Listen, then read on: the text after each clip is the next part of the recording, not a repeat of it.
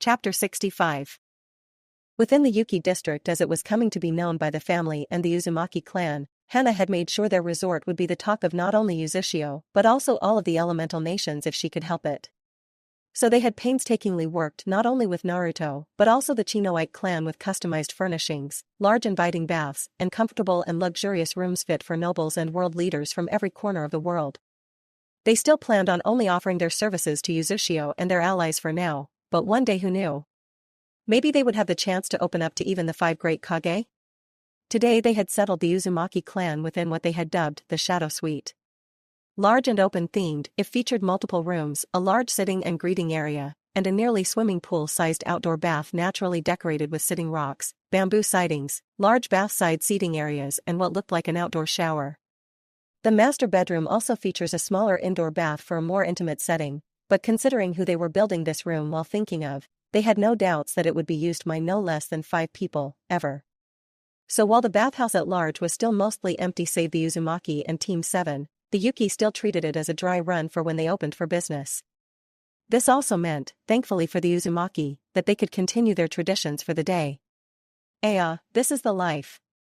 Naruto was relaxed in the large outdoor bath, something he was finding he would never be able to give up if he could help it. Heh. From street kid to national leader. Some glow up for him, huh? Next to him, Sasuke sighed and sank down to his shoulders, arms linked behind his head as he sighed with his eyes closed. You said it. To think you've been enjoying this while you were gone. You've been holding out on us. Well, now you're here. So bust my balls later. HN. Sakura rolled her eyes from where she and many of the Uzumaki women were sitting together and relaxing, trading stories and catching each other up on what they had missed in each other's lives. To think you both are powerful shinobi and clan leaders. Hinata giggled from next to her. Something to think about, isn't it? Sakura accepted a drink from Karen, who then went on to serve Anoka. Right now? They give off too lazy of an air for me to believe it. Relaxing and taking a sip of her drink, her eyebrows raised at the fruity sake she had been given. Her eyes trailed to the still relaxing Naruto. What did you do with Kakashi-sensei? You mean after I sent a clone to go pick up Shizune? They buggered off to who knows where. The Yuki clan is taking care of them. Naruto wasn't selfish. He wanted all of his family and friends to relax and have a good time. He had extended an offer to Tsunade, but she had declined for now. He'd get her here eventually for sure. I did tell him he and Shizune could hang out with us. Sasuke shook his head, eyes still closed as he enjoyed the hot waters. You know Kakashi wouldn't join us. A hand waved lazily to the group of women before them, especially with everyone here. Sakura nods, plus, I'm sure Shizune-senpai wants some alone time as well. Hopefully with some time here in Yuzu, it would be another point towards helping convince their joint master Tsunade to migrate with them. Leave Konoha behind in their old ways.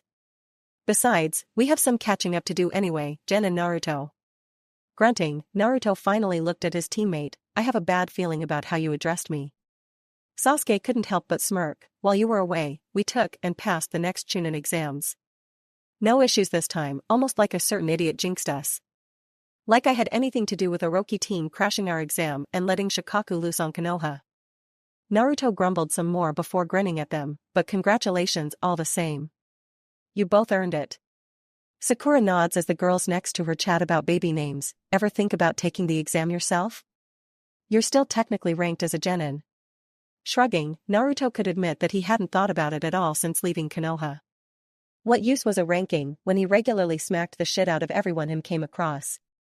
I'm a Kage, who cares what my official on paper rank is? Technically, I can cheat the system and change it myself. Crossing her arms under her bust, Sakura grunted at that. Now that's just not fair. Why not make yourself a jonin while you're at it? Maybe I will. I mean, you think the Sannin are going to admit that they got their asses kicked by a genin? I think I'm safe. Naruto chuckled with his friends, before his ears and senses prickled as a small group walked into their room. Hey Tachan, Ina-chan. Koyuki, Kotoheim, welcome. You have Amaru with you? The mentioned group walks out, most clad in towels while Ino was happy to flaunt herself. The group currently in the water greeted everyone while Amaru hesitated and took in the view. When the girls had convinced her to come along, she hadn't expected to find the men here as well. They had explained Uzushio's tradition for bathing, but seeing and living it was a different thing. Tayuya was already working her way into Naruto's free side, shucking her towel and tossing it away with a happy sigh. You owe me for dealing with prisoners today. Hi, want a back rub later? Absolutely. As the rest of the girls made their way into the waters, Amaru came to the edge of the pool. Don't want to intrude. Ino, having been caught up by Hinata over the radio earlier, pulled the girl into the water with a smile. Nonsense. Your family, so you're more than welcome. Come on, you can tell us all about what you've been up to, so long as it isn't too hard for you. We've got more than enough tales to keep you occupied for days. Kotoheim giggles, that is putting it lightly. As the girls get to including Amaru into the fold and introducing her to everyone else who hadn't met her yet, Sakura grinned Sasuke's way. You know Naruto, since you were gone, Sasuke has been having to pick up your slack. Saving a princess, talking his way out of a conflict even, all he has left to do is start using large and flashing techniques, and you both really will be brothers. Naruto grinned with her as they both leered at Sasuke. Oh ho. So you're trying to take my spot, are you? So should I become the broody silent type from now on? At his side, Tayuya pinched him in the ribs and made him jump. I joke. No emo in this family. Tayuya mumbled as she relaxed further into his side. Sasuke however wasn't having it. Keep talking, I'll drown you if I have to. Think you have what it takes, bro? I know I do, bro. Sakura looked up into the heavens and shook her head. Oh Kami, not this again. A clone taking his place for Tayuya, Naruto was up in the same motion as Sasuke, one-on-one. I'll put you down. Sasuke was grinning as he flexed a lean-muscled arm. I'd like to see you try it. He was not the talker type. That was Naruto. Sasuke was the cool and collected man of mystery, and he would defend that title. The two come together and begin to wrestle, drawing attention from everyone there before they both disappeared under the water with a splash. Sakura sighed as she leaned into a giggling Hinata. Why do I feel like my boyfriend just got stolen away from me? Stifling her giggles but only just, Hinata shrugged and pulled Sakura towards the larger group of women. I've heard that the best male friendships sometimes make others question if the boys love each other too much or not. Watching on in awe, Amaru can't believe that her savior and Akage were wrestling like children in the bath next to her. Blinking once, she watched a towel fly off into the distance. Is this not normal? Koyuki has settled into a nice and comfortable spot under an overhanging arc of bamboo, for us? Absolutely, all the time. You'll get used to it. Floating over to the newly rescued Uzumaki, Karen offers her a cup and an option of sake or juice. After pouring the requested juice from an ornate jug, she motions to everything around them. Guess it's best to get you caught up on everything so far. Clan rebuilding. What we've accomplished with Uzushio so far, those kinds of things. As Amaru sat and listened, taking sips from her cup as Naruto's and Sasuke's laughter filled the air, finally settled down after Sakura threatened to pound them both, she considered what she wanted. The Uzumaki clan sounded amazing, and what they had accomplished so far was only the beginning. 4 nations directly under their control in Rice, Frost, Wave and Hot Spring. Mutual allies with Suna, Kiri, and Konoha. A growing capital city, so many plans and options. It was all a little overwhelming. But she sat, drank, and took it all in with quiet focus. This was her family. This could be home. Again, her eyes drifted to the dark-haired man that saved her. Anoka had floated next to Karen, her closest sister-wife of the lot. All in all, you can take your time. Relax and acclimate to the city and the family. You're free to do as you please really. We just want to see you happy and healthy. Anoka herself would like to see Amaru make a home for herself here with the rest of the clan. But as their numbers were growing, she knew that not everyone would want to stick around permanently. Why, Naruto's sister plans on traveling with her girlfriend for some time even. Amaru nods at that. I do have some other interests. At the moment. But I would like to get to know you all, know my clan. Just. Everyone turns to see Sasuke and Naruto, arm in arm and laughing about something, though they both now had a bottle of sake behind them on the ledge. Hinata picks up on the real concern easily enough. Well, something to think about. Sasuke most likely will be moving to Uzushio permanently as well. He and Naruto had made a promise to join their clans one way or another. Among other things. Itachi was a sore subject still, though Naruto had promised to update Sasuke about him next time they met. You might have some work to do. All eyes turned to Sakura, who seemed to freeze at being put on the spot for the moment. She in turn looked Amaru up and down, seeming to weigh what she wanted to say before shrugging. One of her dreams was helping Sasuke restore his clan. That certainly wouldn't happen with just her. It's not like you're trying to take Sasuke all for yourself. So if we can share, I'm alright with it. He's obviously the better choice of the two. We beg to differ. That all of the Foxden girls said so at once only slightly unnerved Sakura, but she grinned all the same. So, wanna explain the matching fox tattoos? They're cute.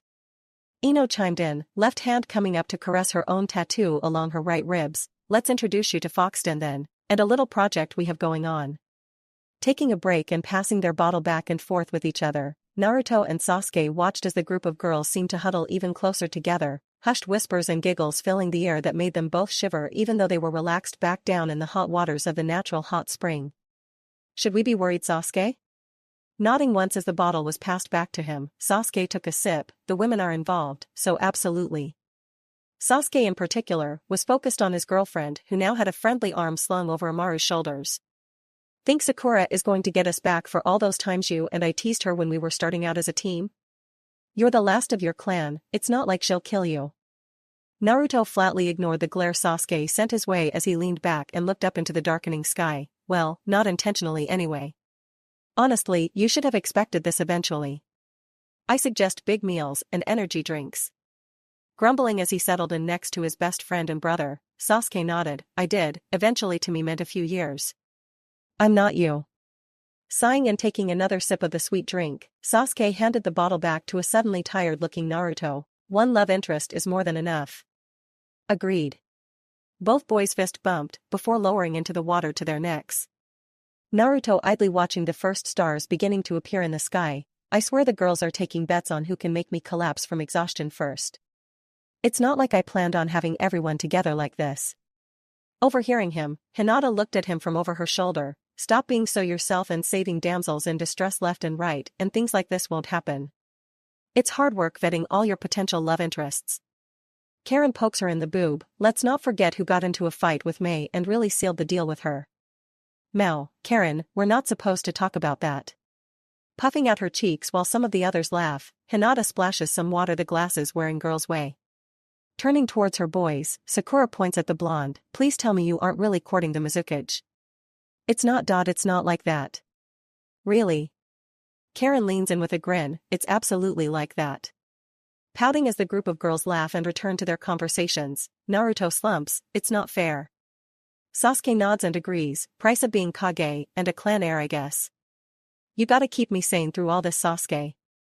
You, Yugo, and Miji are the closest male friends I have. Heh, so long as you do the same for me, buddy. Sasuke slumps with Naruto as they both go back to stargazing. They sit in silence for a short while as Sasuke's mind meanders on topics before settling on something important. Say, can you help with moving the Uchiha compound? Absolutely, anytime. I just need you and a team of clones to map things out. And you'll need to decide where you want to move to. Either near the city or on one of the smaller islands. Huh. Sasuke turned to look at his friend. Where are the Uzumaki staying currently? Naruto sat up a bit straighter, lowering his voice to a hushed whisper. About that. We've been living in the Uzumaki Tower. The upper levels are a mansion. But I've been secretly building a clan compound on an island not far from here actually. It's a surprise for the girls. I wanted to give our future family more room to grow. Tazuna had been thrilled and had nearly completely designed the place all by himself. Liberal clone usage was making construction a quick thing, however. Sasuke takes that news in before a quiet grin grows on his face. Say. Is there room for another clan on this island? Seeing Naruto grin and nod, Sasuke got to planning with him as they decided to make this move as soon as possible to hopefully surprise the girls. On the other side of the barrier, listening to the happy voices and laughter from the Uzumaki and Uchiha group, Kakashi and Shizune leaned into each other with happy sighs. Enjoying a much smaller and more intimate room and bath, Kakashi gave thanks that today got to see his team whole again and his family complete. He honestly couldn't ask for more and hoped that this peace could last. Next to him, Shizune trailed a finger down his chest. You're in a good mood. Wanna share the secret? Smiling and leaning down to kiss the dark-haired woman on the lips, Kakashi wiggled his eyebrows. I'll get right on that. Life was good indeed. Scene change enjoying a full week relaxing, planning and generally being teenagers with too much free time. Team 7 with Shizune were back in Konoha. Standing before Tsunade and giving their report of what had transpired and the destruction of the land of Sky Fortress, they were also describing some of their dealings with Uzushio as well. That included Sasuke's and Sakura's intention to move. Taking it all in and at least noting that the team seemed to be in better spirits, Tsunade finally sighed as they finished up and sat waiting for her reply. Every day she wondered if she could bring back Sarutobi and beat some sense into the old man. So, what's the game plan then? Konoha's going to lose the Uchiha as well then? Shizune had been in very high spirits as well when she had returned, nearly dancing to her desk to return to her work. She was sure to be hearing all about how great Uzushio was later on from her subordinate. Maybe that would put her in a good mood before dealing with the council. Sakura and Sasuke looked to each other before Sakura nodded to him. Sasuke turned coal black eyes to the elder with something that looked a lot like understanding. Understand, Lady Hokage, between the dealings with the Uzumaki, and now our own information of what Konoha did with the Uchiha, there's no chance I could stay here. The third ordered the destruction of my clan, and Danzo took it one step further and harvested everyone he could with a Sharingan eye. I can't let that go. Ever. Best thing we can do is go our separate ways and hope for the best. Kakashi saw Tsunade looking his way and shook his head. We've had this talk extensively among ourselves. Reasoned with it from every angle. And they can't see any way for the Uchiha to stay in Konoha any longer. Kakashi was fighting between the home he knew and his students. But they all assured him that no matter what, he was always their sensei, and they bore him no grudge. He had lost more than enough as well after all. And with some coaxing from Sakura and Shizune, well, the condos in Uzushio weren't all that badly priced. Sighing and seeing this was a battle long lost, Tsunade nods and leans back in her chair. All right. I won't press the issue. Sasuke being clan head of the Uchiha makes it so I can't really argue with him about it regardless. Her eyes trailed to her rather motivated apprentice. I guess I'm losing you as well? Nodding, Sakura grinned sadly. Sorry sensei, but I have goals of my own to complete. Waving the girl off, Tsunade instead tossed her 3 rather thick scrolls. Don't apologize yet, you still have some time to go before you catch up to me. So you better continue your work. Winking at the girl, Tsunade turned to Sasuke. I'll call a council meeting in a day or two to announce the Uchiha's intentions. You'll need to be there. Here she leveled hard eyes towards him. I repeat, you need to be there. Don't make me come drag you from whatever hot spring Naruto sticks you in. Chuckling and knowing that that was exactly his and Naruto's plan when they had finalized the deal, Sasuke rubbed the back of his neck. Yeah. I'll be there. Gave him and Naruto time to move the compound at least. Hayashi will more than likely be happy about this. Makes room for the Hyuga to officially be the oldest clan here. Like that asshole needs a bigger stick in his rear. Tsunade grumbled as she shuffled papers on her desk. Just do me a favor. Seeing the 3 ninja before her straighten a bit, she smiled softly. Take care of yourselves, will you? Sakura smiles, of course. Besides, this isn't goodbye. We're still gonna convince you to come and retire in Uzushio one day soon. She had plans after all, big ones. Heaving another heavy sigh, Tsunade finally waves the team away. Go on. You're dismissed. Report back to me tomorrow morning. I'll have the council meeting scheduled by then. Seeing the team salute her and walk out, Tsunade turns to look out over her village. Yet another sacrifice I'm forced to bear. And a heavy one it was. Walking out of Tsunade's office, Sasuke turned to their team leader. So, should we go and get some food or dash? Shizune was already pulling Kakashi away. Sorry, but I need him for a little bit. You don't mind, do you? Sakura shook her head quickly and started pushing Sasuke through the office full of people who were giving the group bemused looks. Not at all, we'll see you around, senpai. And then they were alone, easily making their way out of the tower and out into the village proper. Soaking in the early afternoon sun, Sakura links her arm with one of Sasuke's and they walk along towards his home. This is nice. It is. Sasuke looked around at the happy faces around them. Konoha was a peaceful place where the civilians were allowed much more freedom than some of the other villages, Uzushio not counted among them. Think you'll miss it? After some thought, Sakura shook her head. I'll miss certain people. My parents, the Konohamaru brats, some of the hospital staff. But the village is just a place. What's important, I'll always have that with me. Sasuke nods as he entwines his fingers into hers, holding her hand tightly. I get it. Besides, not like we won't be able to visit. Konoha isn't going to war with Uzushio anytime soon. More like ever. Naruto would flatten this village in an instant. Sakura waves to a happy-looking Anko, dragging a tired-looking Irika along though he was smirking himself. Besides, he likes having Konoha around. I think he likes messing with the council and stealing away Tsunade whenever he wants. Sasuke shakes his head as Udon and Moegi race along without Konohamaru. Strange that. I think he likes reminding her he can kick her ass whenever he wants. We really gotta convince Hinata and the others to rein him in. Fat chance of that. Sasuke knew better. Controlling Naruto was like trying to stop a rampaging Biju. It could be done, but there would be a lot of fire and death involved. The pair walked along, taking in the sights and pointing out several spots within the village that they either remembered fondly or hoped to forget. Naruto's rebuilt apartment sat waiting for a new tenant, no one willing to move in there even now. The bridge crossing over one of the few rivers running through the village where they used to meet up as a team. They waved to Tucci as they passed his ramen shop, the evening rush just beginning. And as they walked, they held each other and thought of what the future could hold. A bigger city, a path towards true peace in their lands, and a new start for the both of them. Together. Making their way finally to the Uchiha compound and away from the crowds and hustle and bustle of the village center, here Sakura pulled free a Hiraishin tag and added chakra to it. In a quick flash, there appeared Naruto between them, grinning in his usual black and orange attire, though his jacket now reached his ankles. One hand in his pocket, the other saluted his team, yo. Sasuke shook his head and looked out over the empty district. Welcome to the Uchiha ward. Population us. Chuckling though he noticed both Sakura and Naruto seemed more somber, Sasuke sobered up and started walking. Come on, you can spread clones along the walls while I bring you to where there's something really important. Naruto did as he asked, making dozens of clones that ran off to complete their work before falling into step on Sasuke's right side while Sakura walked on his left. As they walked, Sasuke took in his clan's home and relived memories. It's weird to think that once upon a time this used to be so lively a place. Full of laughter and love and just humanity. And now? It's been nothing but a graveyard since that day, since my brother and Konoha decided the threat of the Uchiha was too great a danger to bear. Thankful that his friends were willing to let him talk and vent, Sasuke took a steadying breath and continued, that there's a chance we can bring that back.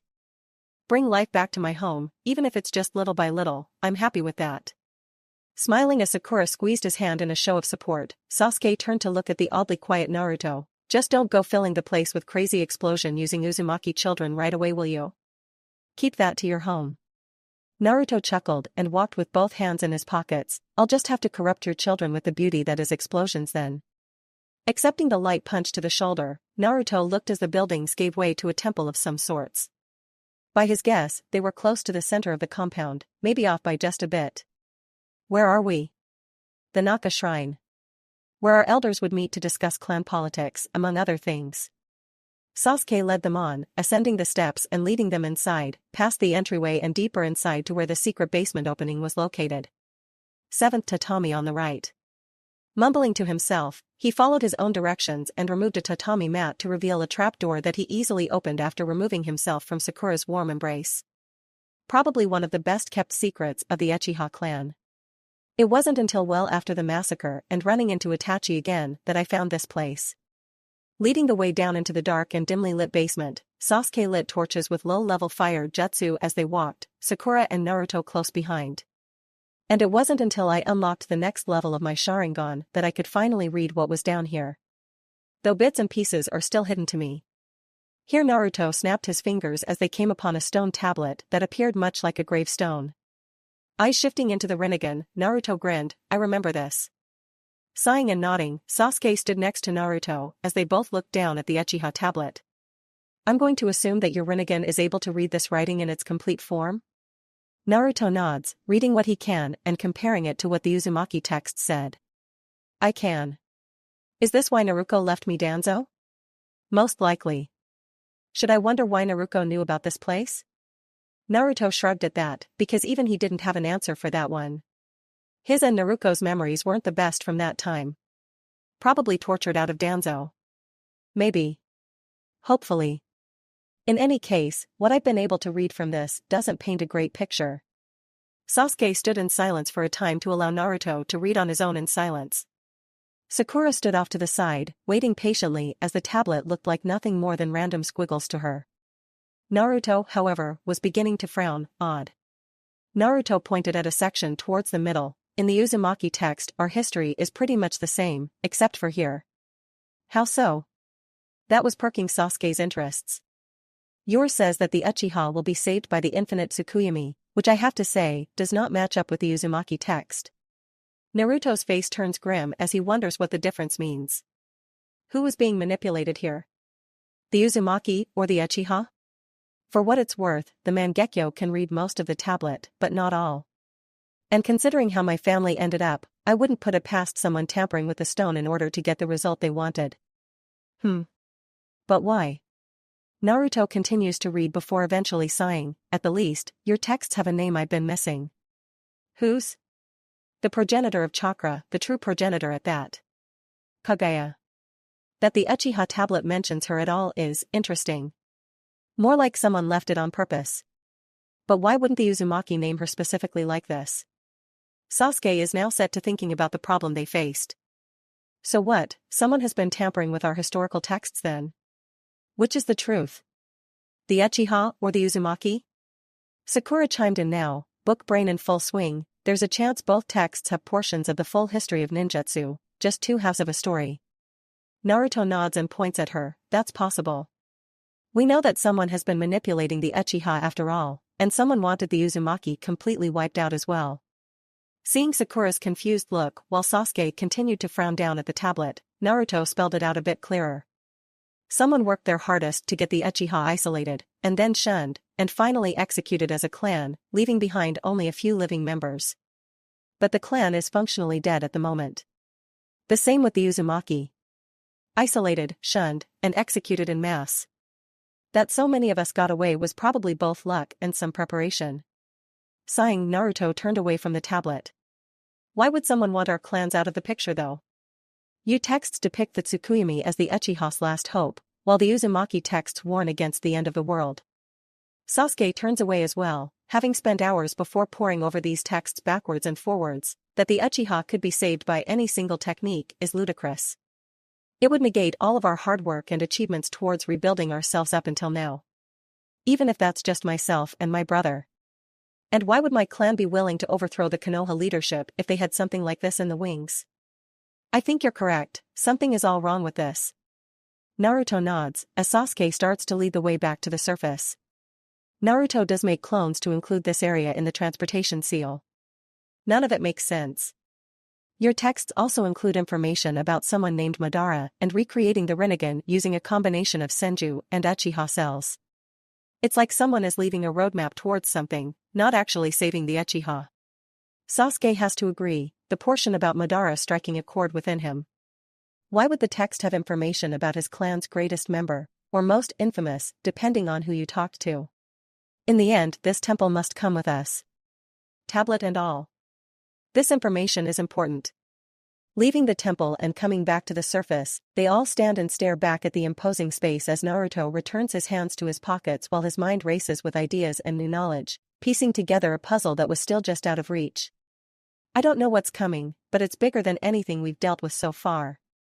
Sasuke nods, turning to face his friend, you won't do anything reckless without us, right? Of course not. Naruto turned and fist bumped Sasuke while accepting a hug from Sakura. Give me a day or two, but we'll transport the compound and then you'll be full-time Uzushio ninja. Naruto winked at them, don't do anything I wouldn't do, you crazy kids. Laughing as he flashed away, trusting his clones to finish his work, Sasuke and Sakura were left alone on the street. Sakura leaned into Sasuke, that gives us pretty much everything we can get up to, including threatening the council. Still tempted to do that. Please don't. I'd like to come visit my family from time to time.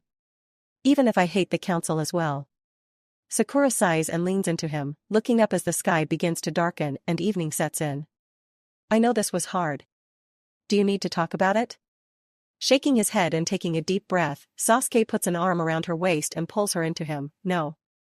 I might have doubted at first if this was the correct thing to do, but now I know. For sure. This is the best course of action.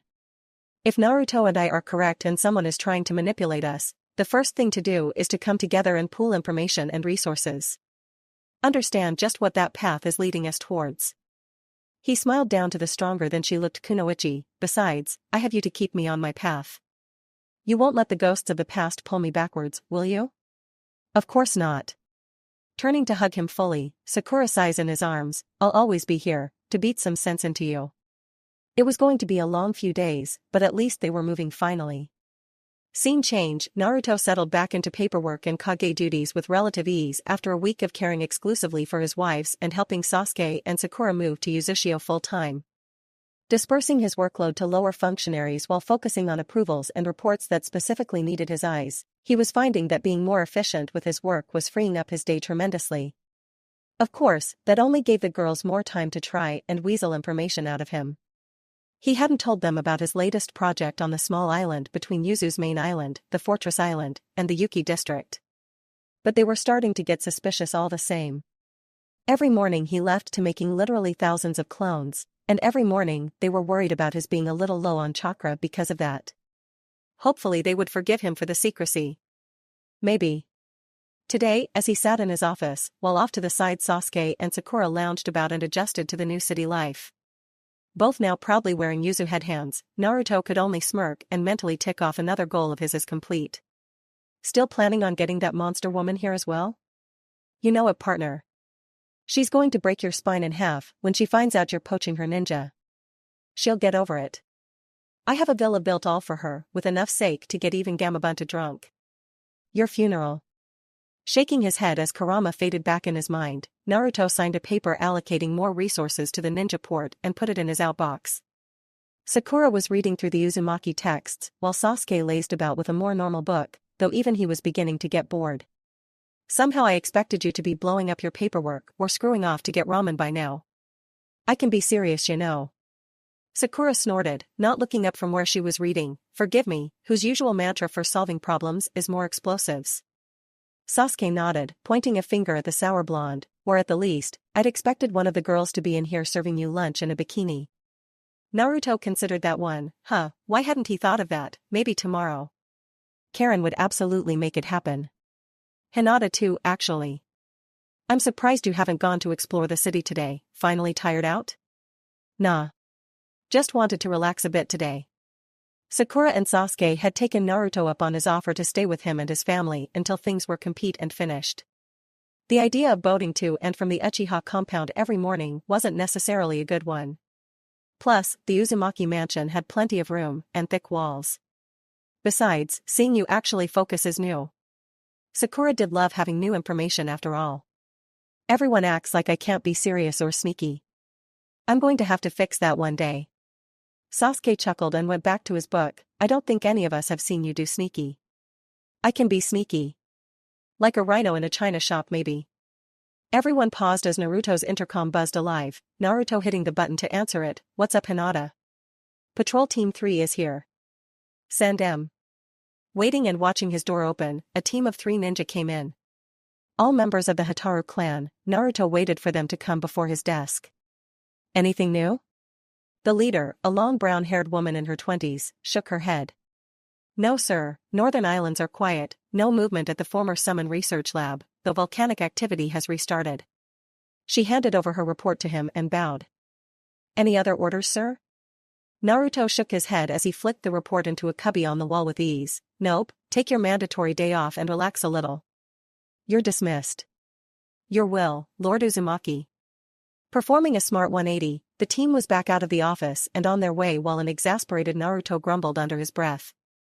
I keep telling them, it's Naruto. Nah, are you too? Is that so hard? Oh, quit your whining, you big baby, you're a Kage. People just want to show you the proper respect. Sakura piped up without looking up again. I'd prefer being informal. Going back to his paperwork, a new form requesting a team of low-level ninja for a demonstration at the academy. That was an easy approval at least. Stamping it and moving it to his outbox, his intercom buzzed again. Yup. Team 9 here, back from their frost escort. Hinata still seemed very chipper over the speaker. Lucky her. Send M. Naruto watched as a rough team of 3 ninja from the Chinoite clan walked in. 2 rather burly men following after a taller but fit woman with short cropped black hair. He'd need to see about getting some of the teams and clan mixed together like Niji's team. How's Frost doing? The team leader stepped forward, handing over a scroll with a wink. Gosu and the others primed them pretty well. They don't give us lip when we're there. But rebuilding efforts and aid are being distributed as requested. Though the Spring Ninja and some civilians have concerns about Frost refugees' continued health. Naruto nods and he quickly scans the report. Noted, I'll make sure to update Koyuki and maybe send another team with a specialist to see if we need to take action there. They're our allies now, no need to leave them to fend for themselves. Naruto looks up to them and grins. You know the drill, missions outside our borders mean 2 days off, mandatory. Tayuya will be very cross if you lot try to get around that, again. The Chinoite clan was very big on proving themselves, and tried their hardest to take multiple missions back to back. Tayuya had put her foot down a few times with hilarious results. Shuddering, the team all shook their heads quickly. No need for that. We'll rest and recuperate and report back in 2 days. Saluting him, they left the way they came without another word. Sasuke watched it all with a grin. Leadership is good for you. You handle it well. And wasn't that a surprise? Sure, he updated them with letters and popped in when he could, but being here full time and witnessing it was a different thing altogether. Wish we could have been here for all of it. Don't get bummed out. You're here now, and you get to see all the crazy stuff from now on. Naruto didn't want to focus on what they had dragged their feet on in the past. There was a lot there. He wanted to focus on the future, making things better. Having a lot of fun throughout the whole process would be a nice bonus as well. Before any of them have any warning, his door bangs open, a grinning Koyuki and a more sedate Kotohime walk in, both focused on him while Hinata waves from her desk. Hello Lord Naruto. Kotohime was quick to lean against his desk while Koyuki came around to sit in his lap, interrupting his work. We have news for you. Koyuki giggled as Naruto tickled her lightly. We'll be leaving for Suna on the airship. I have negotiations for trade agreements I need to finalize in person. We wanted to give you a heads up. Naruto nodded as he held his daimyo wife. Maybe I should send a team with you. You know, for protection? Just in case. Kotohime shook her head, still smiling at his antics. You're such a worrywart. This is Suna, our ally. What do we have to worry about? Well, yeah, okay, maybe I worry too much. But better safe than sorry, right? Koyuki looks up to the ceiling as she thinks about it before nodding resolutely once. Maybe one of the other girls can go with us. We don't need to take away a team that could be performing a mission after all. Plus they wanted to relax on this trip. Dealing with stuffy old men was always troublesome. Naruto thought about that one. Who would want to go though? Plus, that would just make him worry more. 2 of his wives who were pregnant, plus another wife? No. He had to remind himself that these women were all powerful and capable. They didn't need to be handheld like this. Fine, I give. Who do you want to take? Mentally cheering, Koyuki makes a show of thinking about it. Karen would be a good fit. She's wanted some up-close time with the airships anyway. This would be a good opportunity. Naruto considered that it would get the girl out of the basement and hopefully not working so much. He still needed to break her of that habit. Okay, approved. Just be safe and keep a tag on you, okay? He accepted a kiss from Koyuki easily with a smile. Don't do something I would do. Standing and coming back around his desk while Kotohime leaned forward to capture his lips with her own, Koyuki chuckled. So no exploding old men or getting into fights with super-powered ninja. Got it. Kotohime stood and joined her sister wife. We'll be on our best behavior. And tell Gaara to come back and visit sometime. He needs some time away from that desert. Watching both women make their way out of his office with a smile on his face, he's only a little distracted by Sakura's giggles. What? You're so cute with them. It's like your personality changes. It was sweet really. Naruto was so tender with them. Completely at odds with the berserker in battle he could be. I guess, things change. Naruto considered that. Things had been so easy, calm really, once he had settled in and most of the hard work was complete. Sure, they still had a lot way to go, but his life was so much better than it had been in Konoha. And now that his 2 closest friends were here? How could life get better? Before more time could pass and he could get comfortable back into his work, Hinata strolled in, followed by Fu and Naruko. Fu is humming a light tune while Naruko has her hands on her hips, a feral grin on her face. Oh man, you should see some of the stuff Isaribi has patrolling the Uzushio waters. It's crazy. Naruto nods. Yeah, I keep telling Karen and Anoka to stop making her new toys, but it's almost like they're making a contest out of it. Naruto's eyebrows raise as Hinata hands him a letter personally, wondering why she hadn't opened it. What's this? It was addressed specifically to him, odd. We checked it for traps and came up empty, so to you it went. Hinata and the others watched as Naruto opened it and read through the letter quickly. The silence stretched on for a few minutes until Naruto's shoulders began to shake. They began to worry as a dark chuckle began to leave his throat. Oh dear. What's this about Naruto? Naruto looked up and waved the letter in the air before them all. Myself and my sister have been requested specifically for a mission in the Land of Demons. The Land of Demons? Sasuke looked up as Sakura finally started paying attention to the conversation. Why did I just get a chill? Sakura grumbled, things are back to normal already. Who requested the mission? A head priestess Cheyenne. Naruto hummed at that before he looked directly at Naruko, who was grinning, ready for a road trip? Seeing her nod and high-five Fu, Naruto keyed his radio at his hip. Mr. 9 for Silken Fist, meet me at my office would ya? Over. Hearing an affirmative reply, Naruto returned to focusing on the room around him. Standing and stretching he turned to point at his team, what say you, wanna see the world? Sasuke grinned, can't miss whatever craziness you're about to get dragged into. We're in. Sakura nods, can't get rid of us so early, we just got here. Hinata however is worried about something else coming up soon. The Land of Demons is quite far. Don't forget, the summit is coming up. Naruto nods at that, mentally calculating how long it should take to get to the Land of Demons. Coming back would be easy with Hiraition. We should just make it back in time. I'm thinking 2 weeks at the most. Naruko puts in her own thoughts, happy to get out of the tower, anything to not be cooped up here.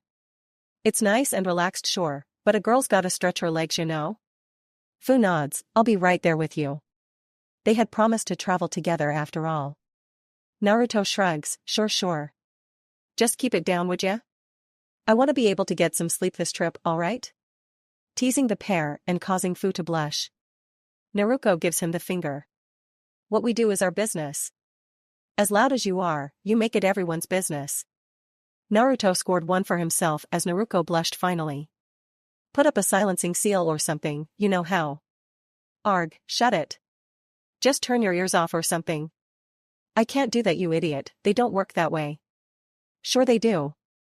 And only idiots call someone else an idiot. But you just called me an idiot, you idiot.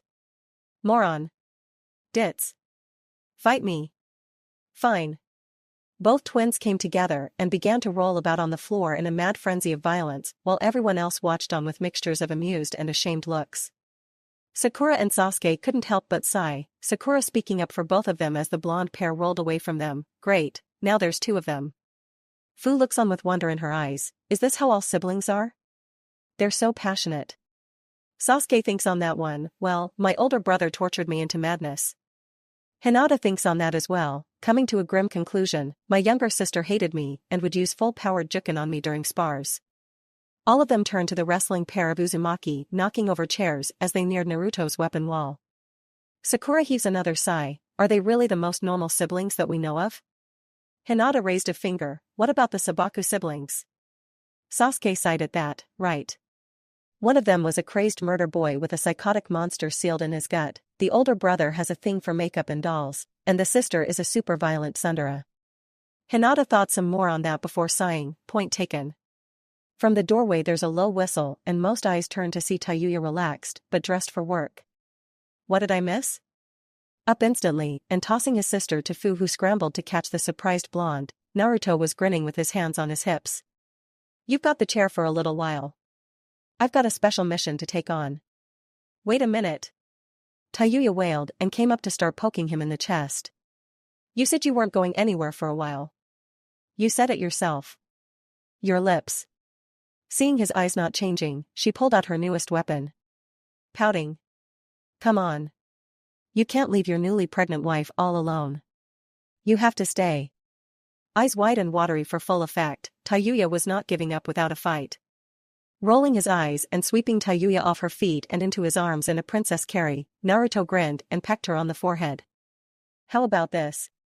You hold down the fort while I'm gone, and when I return you get all the pampering and love you want. He leaned in to whisper in her ear, you know I'm good for it.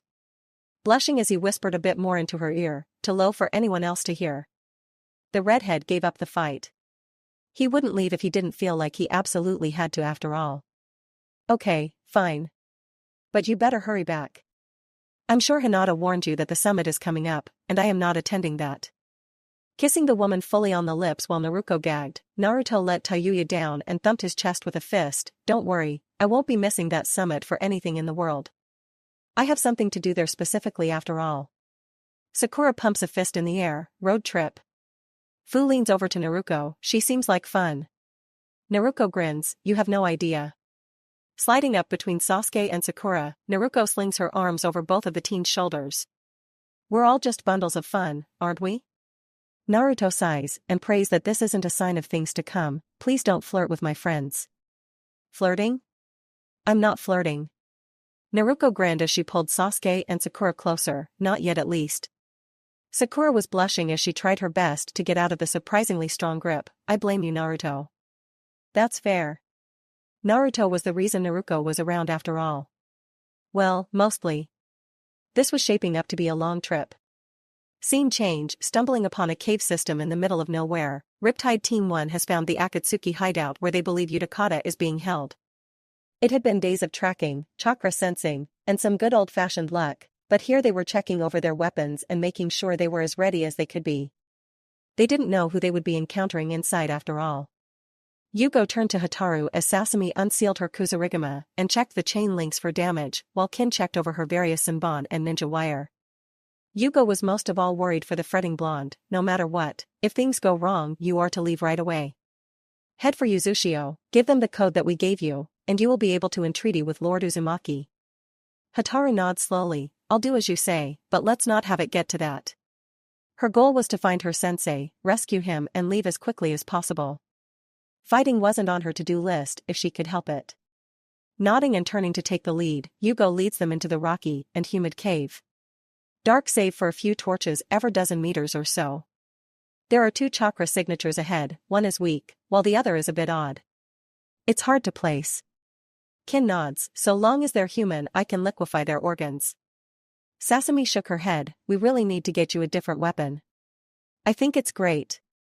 You sound like a sociopath. You sound like you need a new career. Yugo sighed and raised a fist, ready? Feeling more than seeing both girls nod, Yugo steps out into a large, hollowed-out chamber. Most of the floor was flattened earth, no features save another entrance on the far side away from them. It was there, sitting patiently on the floor, was a black-haired man in a black cloak with red clouds. A slashed Konoha headband rested on his head, and Yugo's heart rate spiked as he knew exactly who this was. Someone feared by even Orochimaru. Shit. Itachi opened his eyes slowly, looking up at the group before him. Uzushio? Interesting. Did Naruto send you? That would be an interesting development. Yugo shakes his head, body tense and ready for the first sign of hostility from the elder Uchiha. No. We received a request from a student worried about their master. Not something we could ignore after all. Itachi nodded at that, big heart you have. Would be a shame to crush it for something so trivial. Eyes hardening, Itachi pointed a finger towards the path they had entered from. Best advice? Leave. I'd hate to kill you over something so meaningless. Meaningless? My sensei's life isn't meaningless. Hataru's anger burned hot, and she answered without even thinking about it. Suddenly she was very ready to fight with everything she had. Sighing heavily as if being great put out, Itachi lowers his hand to his side. I won't warn you again.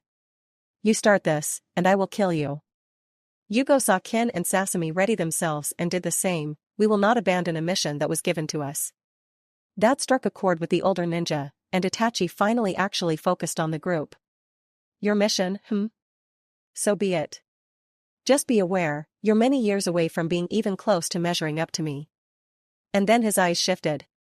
Omake Hanabi knew leaving the village was going to be a trivial matter. Finding a merchant's wagon bound for Wave was easy, and hiding herself away among his stock was trivial for a genius such as herself.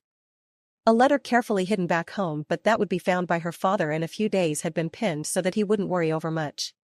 Hopefully she could reach her destination long before he tried to send a search party. But she felt pride as her plan was going perfectly. Well, she would rather not be stuck between a barrel of cabbages and a bag full of potatoes, but the ends justified the means for this mission. If she had to put up with some hardship to achieve her goals, then so be it. As the wagon bounced and shook along the road and she settled in for a long ride, she leaned against the bag for some comfort. Why was the bag so warm? Poking it and hearing a grunt, Hanabi blinks as a brown mass of hair pokes out from the top of the bag, followed by the grinning face of one Konohamaru. What was this imbecile doing here? Why are you here? Following you, duh. Konohamaru didn't follow clan politics often, but even he knew something weird was going on with the Hyuga recently. And to see the prim and proper Hyuga princess sneaking into a wagon in the early morning? Something was definitely up. Wanted to see what crazy hoity-toity stuff you were getting into was all. Well, this is a little sophisticated for you, but I'm on a mission of great importance.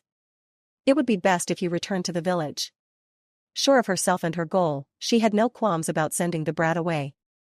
She didn't want to chance him ruining everything for her. Look, I saw you sneaking out, and no one who's on an official mission does something like this. Maybe I should run back and warn the guards, huh? No, don't. They both hunkered down as the merchant looked back, before grunting and shrugging his shoulders.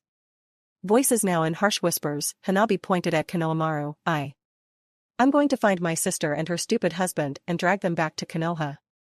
Grinning as he got an answer out of the girl, Konohamaru nods. Well, if that's all, I'm coming with. I miss Big Bro too, so if this gets me to see him, I'm all in. You can't, you're a former Kage's grandson. The village will be in an uproar if you're lost. Like the Hyuga won't tear the village apart looking for you? Look, if you're going, I'm going. That's final. I'm a heiress, I have an excuse that I'm on official business. Knowing her argument was a bit weak, Hanabi finally relented and turned away, face flush. Just don't get in my way. Wouldn't dream of it, princess. Don't call me that. Sure thing, princess. Konohamaru could tell this was going to be a long journey. But he'd make it fun at least. The Hyuga needed to lighten up a little. Chapter 66. Panting as he moved, Yugo sprinted in an attempt to flank the older and more experienced Itachi as Sasami tried to keep him in check with close-range attacks, and Kin was holding him at bay with her handbell.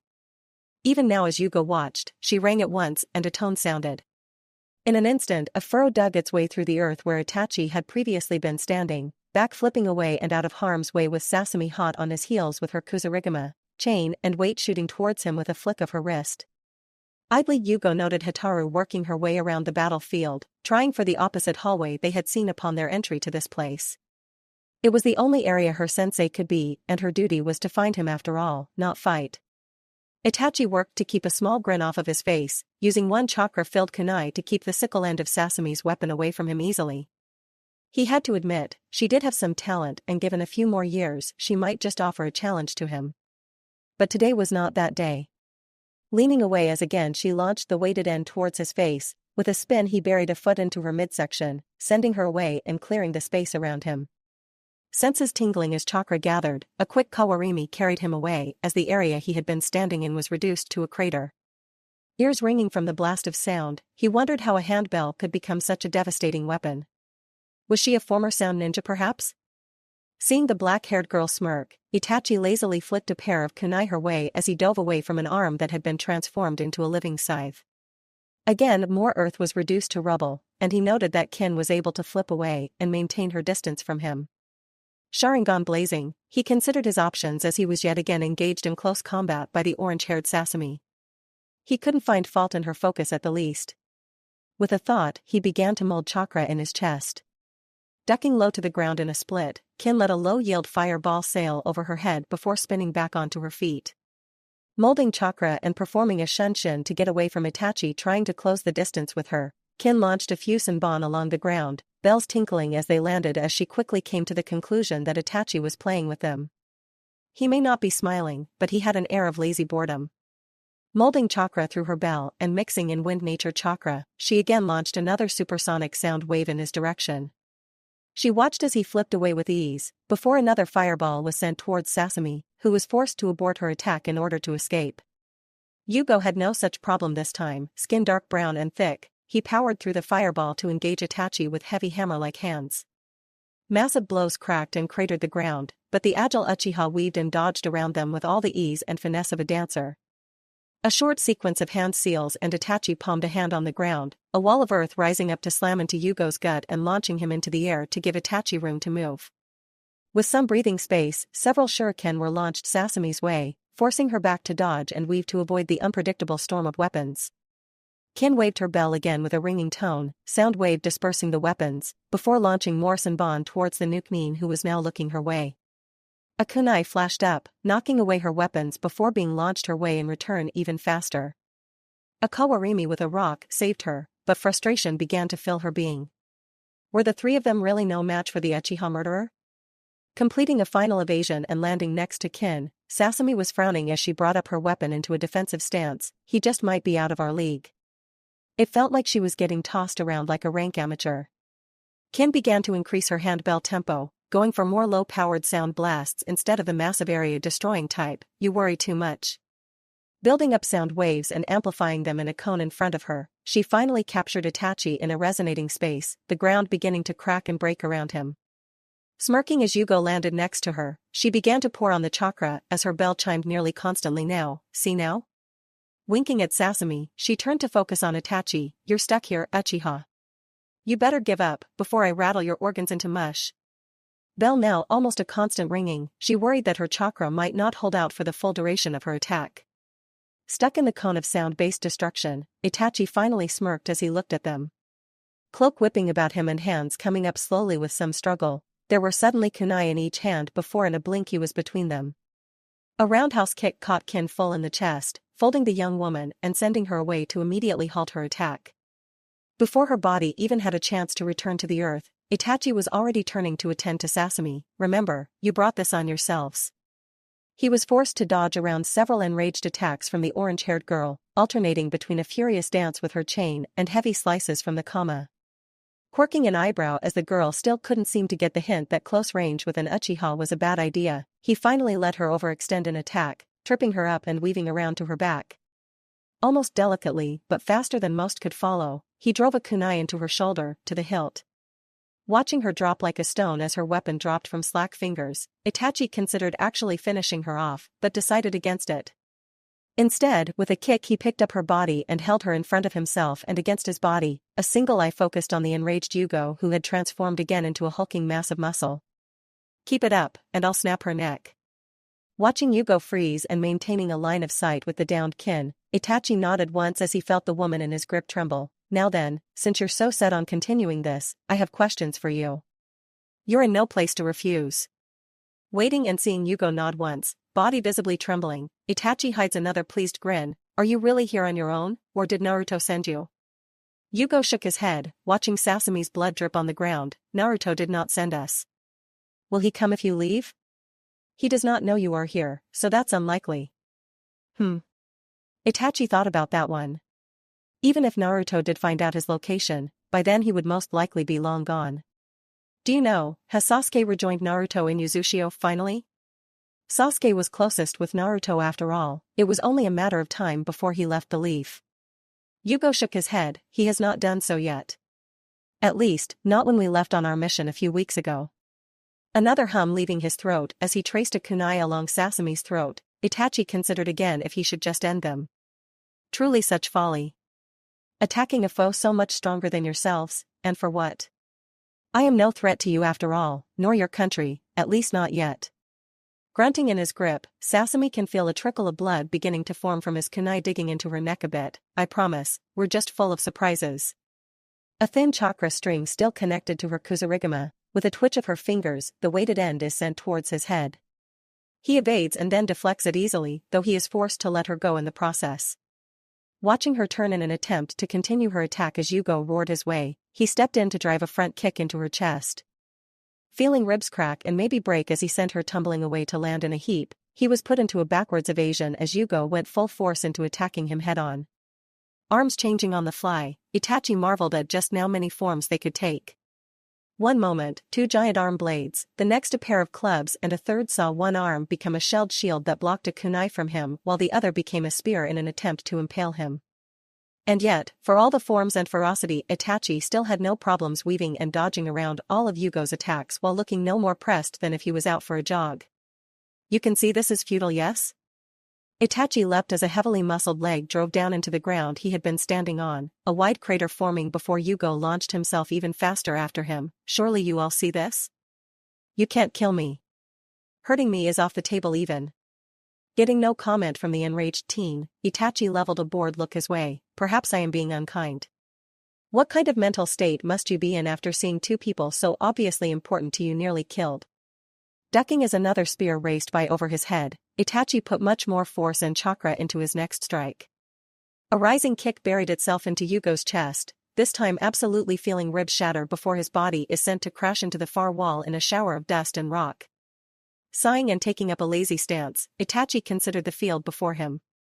The leader was now down, body returning to normal as he groaned and collapsed to the ground. The orange-haired girl was dragging herself towards him. What she hoped to accomplish was a mystery to Itachi, and the blonde looked like she fled. Best option for her really and easily showed herself to be smartest of the group. The black-haired girl, the support, was just now struggling to her feet, breath labored and legs shaking as around them bells tinkled and chimed. I see. You just aren't going to get it. That's fine. Let me drive the point home. Raising a hand, Itachi snapped his fingers and reality shifted. All three members of Riptide found themselves back where they started, standing before Itachi, who looked as if he had never moved. Who now was watching them with pinwheels in his eyes. Kin's bell vibrated in her hand. What? Sasame's eyes were wide. The whole fight? Everything we did? Itachi nods. Was nothing. The moment you made eye contact with me was the moment I trapped you. Around them the world shifts again, color bleeding away into grays and whites. In here, you have no hope. In here, there's no one coming to save you. All three suddenly finding themselves tied to a cross, Itachi was standing before them all. In here? I'm God. And though I have no need of you, you could be useful bait for who I really want. One Itachi for each of them, they all had a black rod pointed towards their hearts. The only question is, do I need all of you alive? Chuckling and still feeling a connection with her chakra, Kin maintained eye contact with Itachi. Kami, you really are a wordy one, aren't ya? The Itachi in front of her gently rests the black spear above her chest. Itachi frowned as he looked up to her. What's so funny, girl? Tell me, what's the last thing you remember hearing? Grinning as a bell tolls high above them, Kin gives him the finger, suddenly not tied down like the others. Genjutsu is most affected by either the eyes or the ears, two senses tied directly to the brain. Consider, sound waves too low in decibel to be noticed. Around them, the Tsukuyomi begins to crack and Itachi's eyes begin to widen in surprise. This wasn't about winning. This was about stalling, asshole. Watching the technique fail, the inverted world shattering around him, Itachi's eyes opened to an empty cave. Interested as someone finally figured out a workaround for the Tsukuyomi, he felt out with his senses. There certainly wasn't any chakra in the area anymore, so the team was long gone. Turning and sprinting towards the holding cells, racing down dark hallways and empty rooms, there is a sense of agitation as he sees in fact that they made off with the Jinchuriki. Well, now they had his interest. But in the meantime, this body no longer had any use for him. Taking out a kunai and turning it on himself, with a thought, he drove it into his neck to the hilt. Gurgling blood and dropping to the ground, Itachi blinked and was no longer in that dark and useless cave. Blinking again and coming out of his meditative trance, Itachi considered the false body technique such a useful tool. Now he had information and some potential targets. That anyone had a method for breaking the Tsukuyomi was troublesome. That was something to deal with sooner rather than later. Standing with a groan and stretching, he did have to hand it to them. The Uzushio ninja were smarter than he gave them credit for. Now however it was time for him to go. With this last mission Akatsuki was functionally a dead end for him now. Which meant he had one last self-imposed mission for himself. It was time to hunt down Sasuke. Sprinting away with all the speed of a team who knew their worst nightmare was right on their heels, a worn-out Riptide team carried the frantic Hataru and the weak Utakata as they made their escape. Low on chakra, but alive, they gave thanks to Kin's carefully executed backup plan. Kin coughs up blood as they run through the trees, body not used to forcing so much chakra through one technique. She was mentally happy though, now able to say she outsmarted an Uchiha with Jinjutsu. Beat that. That was close. Wiping her mouth free of blood, she focused what chakra she had left on running. Sasami shook her head. We were lucky. Extremely lucky. Body still shaking, as even a few seconds within the Tsukuyomi had nearly drained her of her chakra. Let's not do that ever again. Adjusting the not-so-light Hataru on her back, she too focused on running. Yugo shook his head as Utakata groaned on his back. It wasn't luck. Seeing Kin and Sasami look his way as they jumped through the trees, Yugo nodded once. For someone as skilled as Itachi Uchiha, that we got away was because he let us. No more, no less. Using one hand to fish free a soldier pill to toss to Kin, who thanked her, Sasami frowned. What makes you think that? Why would he want to let us go? Yugo shakes his head again. I don't know, and I don't want to speculate.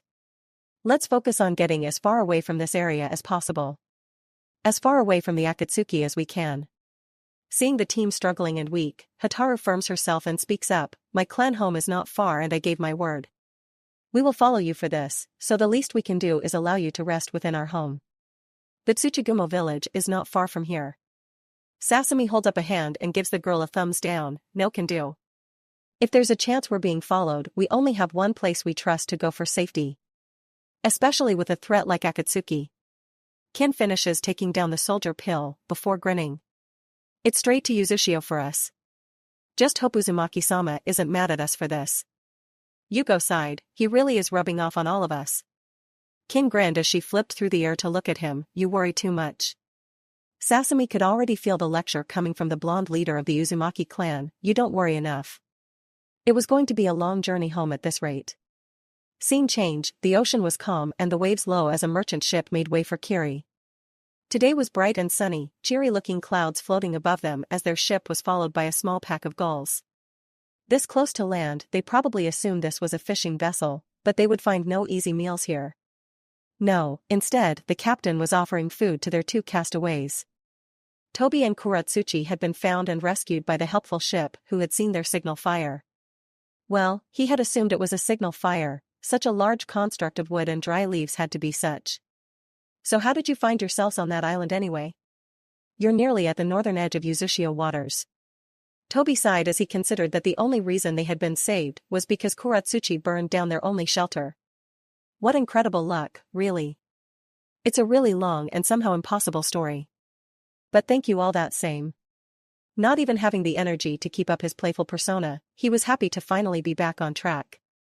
Hopefully he would be rid of this infuriating woman soon, and maybe he wasn't too far behind in capturing the Sambai. You said you're on the way to Kiri, correct? Yes, with the borders open again it is a very good time to be a trader in these waters. Of course. Here the captain, a fairly round and bearded man of average looks, grinned. Rumor has it that it's thanks to Uzushio for Kiri changing its ways. They have an in with the Mizukage apparently. Scoffing and cradling a warm bowl of soup, Kuratsuchi looked down into it as if it held all of her answers. Kiri was in the opposite direction of where she needed to go, but at least she was off that island. She would be grateful and charter a boat back to Wave when they arrived. I doubt such a small nation would have any chance of influencing one of the major ninja villages. More like Kiri is using Yuzu as a cover for something. What that something was would be the real mystery. If she had time, maybe she could uncover it before completing her personal quest. Shrugging at the thought, the captain leans against the wheelhouse wall. You must not be from around here then. Yuzu was quick to become a big deal in these waters. And thanks to their leader and his family, they've entrenched themselves into many a big pot. Men and women like me are trying to get a hand in while we can. This perks up Tobi's interests. Their leader, do you know who it is? Tobi hadn't been paying much attention to the nation of Kushina's dead clan. It was doubtful enough of them had survived to pull off a feat like this. Well, a lot of it is rumor and second-hand of course. It is a ninja city, and anyone not of Uzushio are hard-pressed to get any concrete information out of them. But word is that the Uzumaki are rebuilding, and doing it fast. Tobi freezes in place as Kuratsuchi begins to ask more questions about that. Mentally thinking about Kushina again. His former sensei's wife. There weren't many Uzumaki left. The dregs that were had most likely been captured or killed by now. So who could be free enough and have enough influence to pull this off? Or maybe did she survive somehow? Did her brat still live? After retrieving the sambai, maybe he would have to go and take a look himself. This was certainly a mystery to figure out, quickly.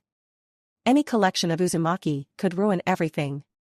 Kuratsuchi was once more focused on her own task. Uzumaki, have you heard of the maelstrom then? You have any rumors about that guy? Lost and stranded as they had been, she needed to get up to date as quickly as possible. Looking at the young girl oddly, the captain shrugged. I don't know if he still goes by the maelstrom anymore, but last I heard he is actually the Yuzukage. Getting to him these days is just about impossible. Of course, many a person still tried from what he heard, mostly women. Suddenly the girl's interest started to make sense. Kuratsuchi is not privy to his thoughts on the matter, don't you worry about that. I'll find a way. I just want to have a chat with him. Said chat would most likely involve kunai and various high-powered jutsu, but oh well. He brought it on himself. Nodding sagely as his thoughts seemed to ring correct, the captain gave her a knowing smile. There certainly are a lot of young ladies traveling to Yuzu for a chance with the Lord of Endurance. I wish you luck. I think having a story about getting stranded on an island for a chance to see him might carry you far. Blinking and letting his words sink in, Kuratsuchi quickly started to shake her free hand back and forth. No, not like that. No. I'm not interested in that guy like that at all. She couldn't come out and say she wanted to kill him, I have much higher standards. There's no way. Ignoring the protesting going on behind him as he walked away to enjoy the ocean waves going by, Toby sighed and leaned against the railing of the modest ship. Empty bowl hanging from one hand, Toby mentally plans while hoping the woman with cursed luck didn't set him back too much. He had a schedule to keep now.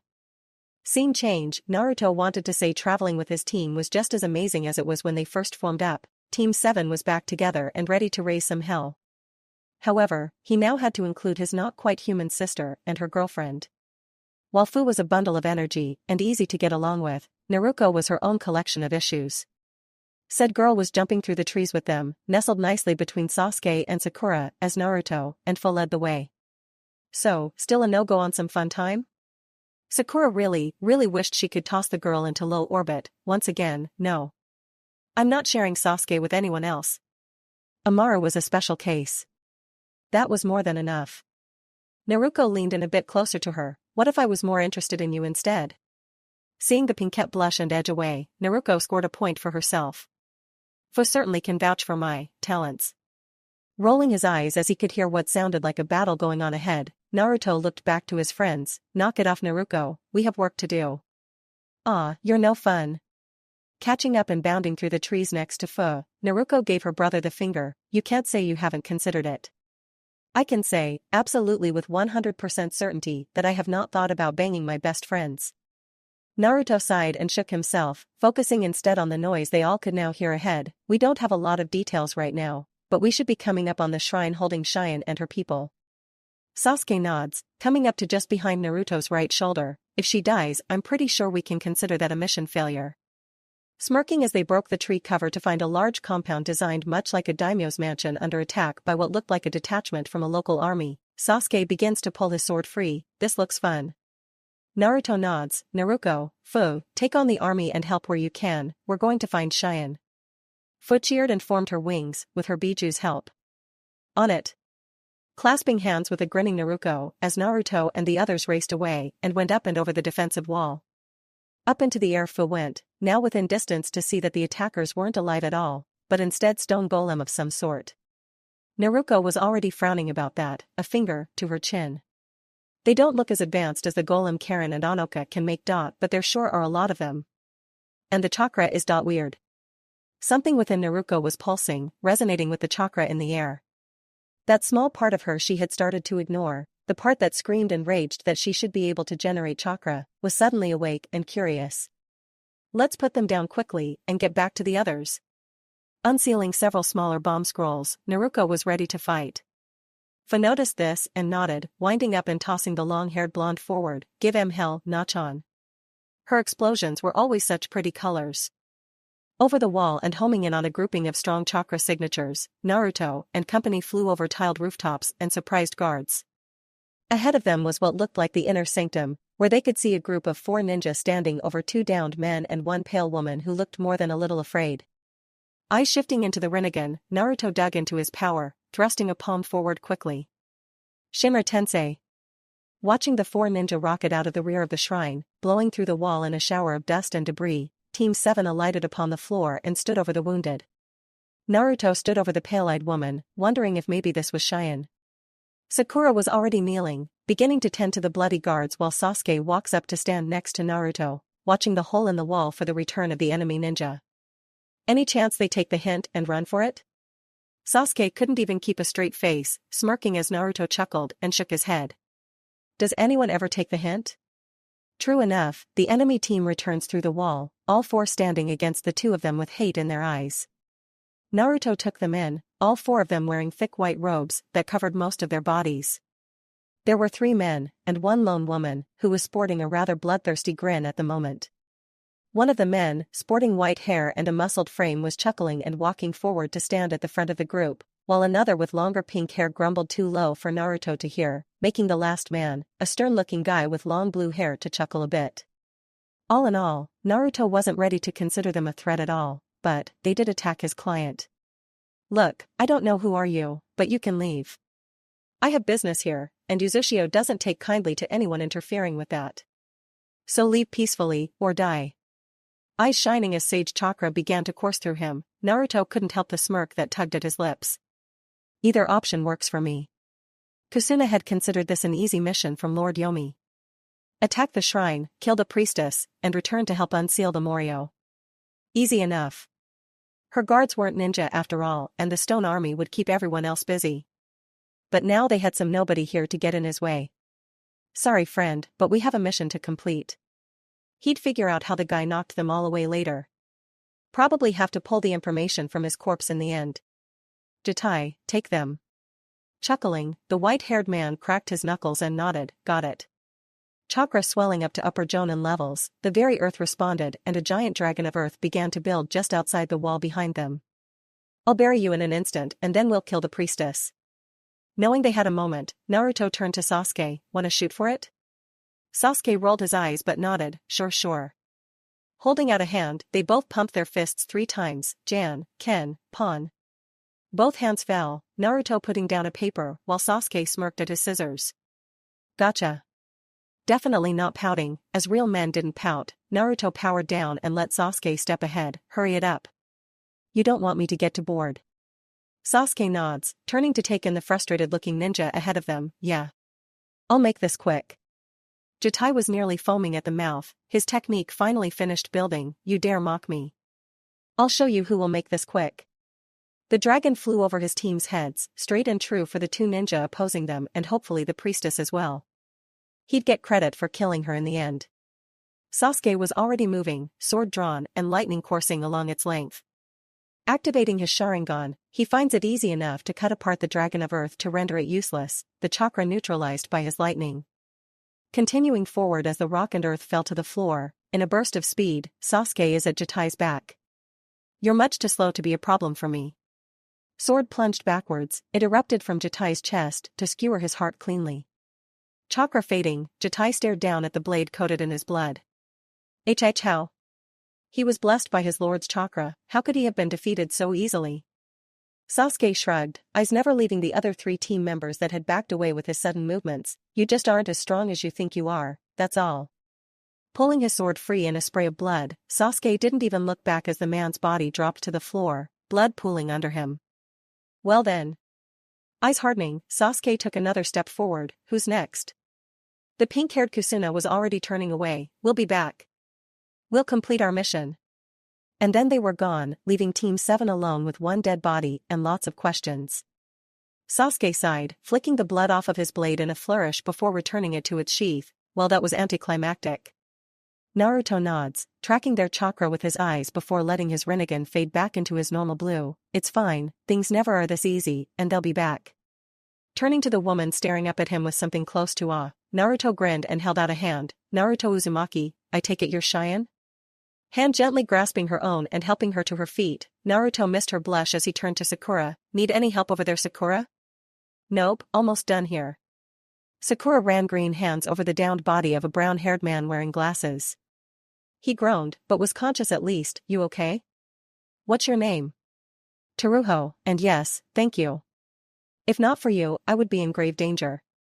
Or worse. Teruho sat up slowly, grunting as he took in the scene around them. You came at the perfect time. Naruto nods as Cheyenne gets to her feet, dusting her off lightly before turning to address the others. It's what we do. Sasuke could already see the gears turning in the priestess's head and sighed. All is right with the world again, I'm safe. Naruto gave him an odd look. What was that, Sasuke? Nothing. Cheyenne took a step back, before bowing deeply to Naruto, gaining everyone's attention. Thank you, Lord Uzumaki, for coming so quickly. The world is in grave danger, and your assistance is greatly needed. Sakura could already feel the headache coming. Remember what I said about once-in-a-lifetime events? Naruto chuckled and scratched his cheek. Yeah, well, it's us. It's you. Naruto turned to Cheyenne. Your letter said you needed some help, was this it? Some ninja out for your life? Cheyenne shook her head. No. They are a minor worry. The real concern is a shrine I must reach in the land of swamps. I need you to escort me there. The pale-eyed woman wearing lavender priestess robes looked left and then right, before raising her eyebrows. I believe there was another I requested as well. Your sister, correct? Arriving as if summoned, Fu and Naruto burst through the open doorway to slide and stop just behind the others, Fu pumping a fist in the air. All stone bad guys are down and out. Naruto grinned and put her hands on her hips. You missed a real party. Idly, she looked over the pale blonde-haired girl and shuddered. Something about her screamed for her to run away. Again, more oddities in this place. Naruto nods and turned back to Cheyenne. Yeah, she's here too, so. You have a request for us, yes? Standing a bit straighter and making sure her robes were straight from where the Uzumaki's large and warm hands had brushed her down, Cheyenne nodded firmly. We must reach the body of the Morio. Someone is attempting to unseal it, and if they do, it could plunge the world into thousands of years of darkness. My duty is to prevent that, but I must reach the shrine. I am no ninja, neither are my guards really, so I need your escort. Turning back to the others and seeing no dissent there, Naruto turns back to the blonde who reminds him of Hinata and gives her a thumbs up. Sounds easy enough, Uzushio will take the mission. You need to get to the land of swamps, so we'll make sure you make it there in one piece. Saving the world is becoming a specialty. Her attackers seemed like pushovers anyway, so the most they would probably have to worry about is some ancient demon. Don't belittle the threat before you meet it. Kurama's voice piped up and Naruto nodded mentally. No worries, I'll shove a V2 or a dozen down its throat if need be. Attaboy. Sasuke turned back to Sakura, who was now healing a different guard, a more portly man. Did he just jinx us? Sakura scoffed. He is a jinx, he does it just by existing. I can hear you both, you know. Naruto turned to Fu, both watching the team banter back and forth. Should we join in? Do you want to start a fight right now? Fu watched Naruto really consider the option before he lightly poked the woman in the ribs. No. Bad Naruto. But Naruto did not whine. No, she did not. No buts, no fighting while on mission. Lame. Naruto snorted as Teruho showed him a map and a potential route they could take. Listen to your better half, Naruto. I will cut you. You will try. Scene change, most of a day's worth of travel over with, Naruto and group found themselves making camp for the night within a cleared space within a hollow of trees. Naruto, Sasuke, and Sakura set about putting up tents and building a fire, Naruto himself making clones to keep watch and scout ahead, while Cheyenne sat on a downed log to wait while Teruho and his fellow guardsman Suzuki set about making her comfortable and getting her dinner ready. Naruto and Fu, with nothing to do for the moment having decided to sleep among the trees, sat down to get to know the priestess. Fu starts off, all smiles as she sits between Cheyenne and Naruto. So, what does a priestess of demon country even do? Are you exorcising lost spirits and evil monsters all the time? Giggling, Cheyenne shook her head. Oh no, my duty is much more important than that. I was tasked with preparing for the eventual return of the Morio, a grand demon that seeks to build a kingdom to rule the world with its stone army. My mother performed this duty once, and now it is my turn. No other family has the ability to seal away this monster, so special is our technique. Lip twitching, Naruto nods at what Cheyenne is saying. So no random demons or spirits for you, just the biggest and scariest of them all, huh? Seeing Naruto twitch in the distance, she had a feeling Kurama had something to say about that. Doesn't sound like you get out much though, I'm sure you've gone through some really crazy training up until now. Cheyenne shrugs, less than you'd think actually.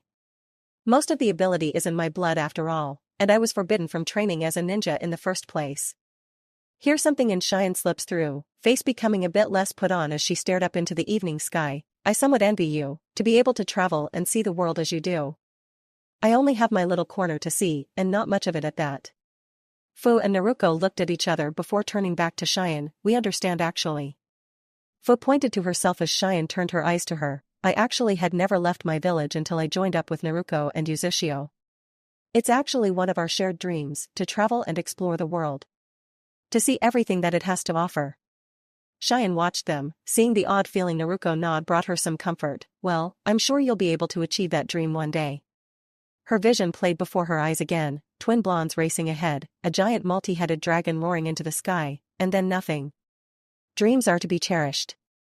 Having set up his team's tent and stretching his back, Naruto grinned at the three. Everyone should have the freedom to explore and live as they please. If you want to see the world, you should. Don't let anyone stop you. Cheyenne nods again. You are correct. Life is worth living. Fu nods. Yeah, you get it. Giggling as she decided this Cheyenne girl was friendly, if just a bit quiet. Fu wanted to be friends with her. Don't you worry, we'll get you to the shrine, just like Uzumaki-sama said. Cheyenne nods. Oh, I know you will. It is your duty after all, and something worthy of great praise. Teruho knelt down next to her, offering her a bowl of warm rice, with several slices of thick tuna on top. Here, Cheyenne-sama, you must eat. You have a great duty to attend to soon, and must keep your energy up. Teruho had a feeling that while her mood had been better recently, not all habits would change right away. The look in her eye had him worried as well as he waited for her judgment. That is correct. Cheyenne eyed the food for a moment as if to inspect it before casually tossing it away into the dirt. You know better, Teruho. Do it again, it's not good enough. She shrugged at the wide-eyed looks from Fu and Naruto. Servants, they always seem to need their betters' instruction, don't they?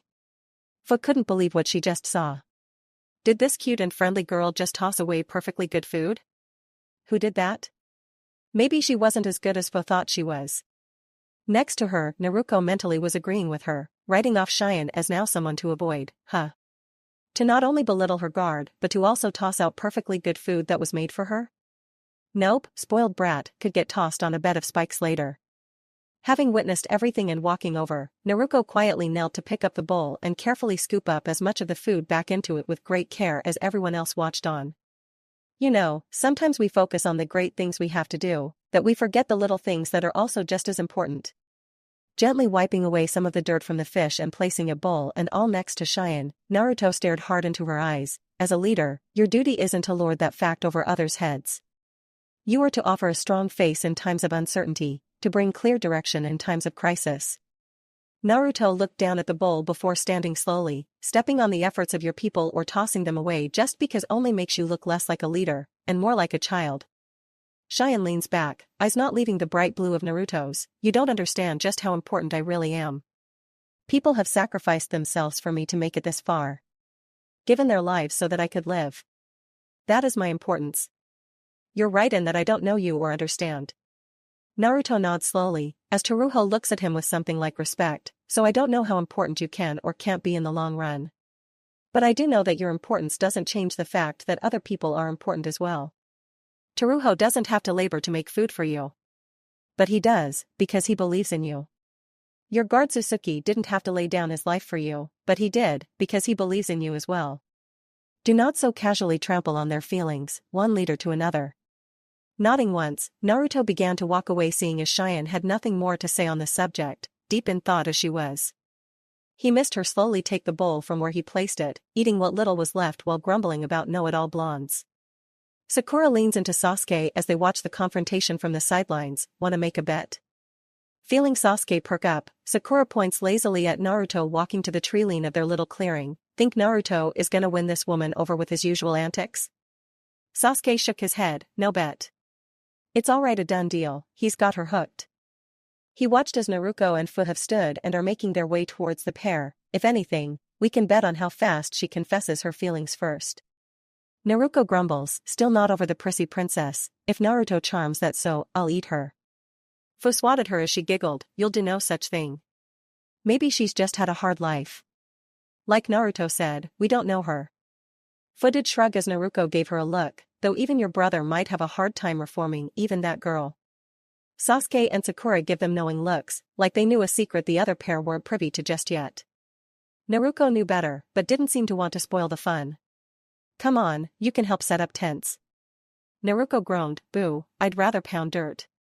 But she said about helping anyway, best be useful while on an actual mission. Naruto was off to the side, ignoring everyone else as his senses spread out over a large area, searching for trouble. In his mind however, Kurama grumbles.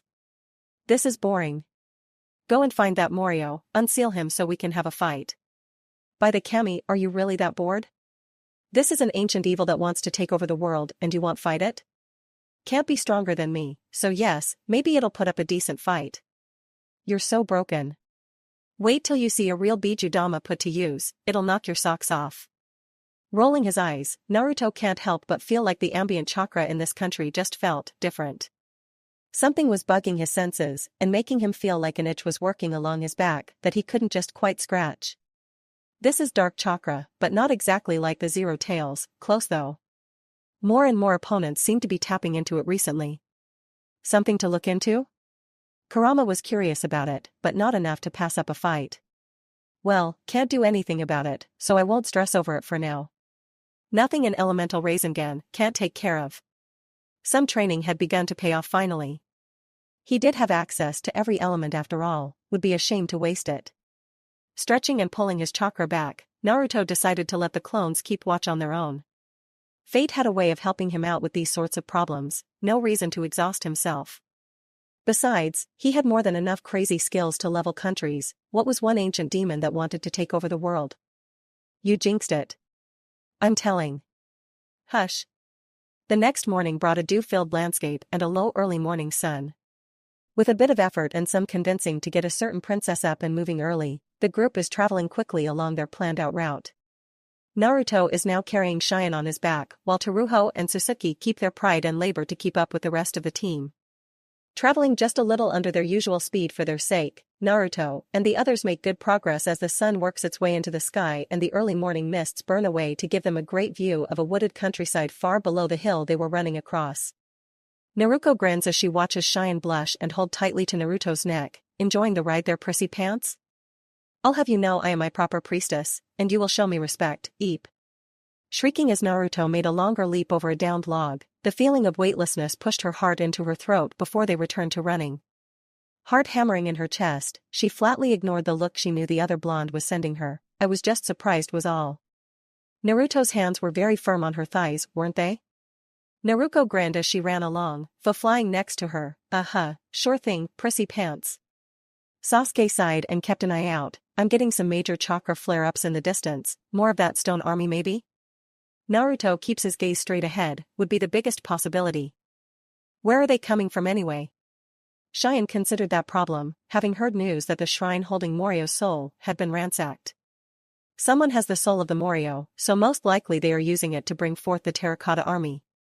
Naruto nods, and the final piece, some despot who wants to take over the world, it all makes sense.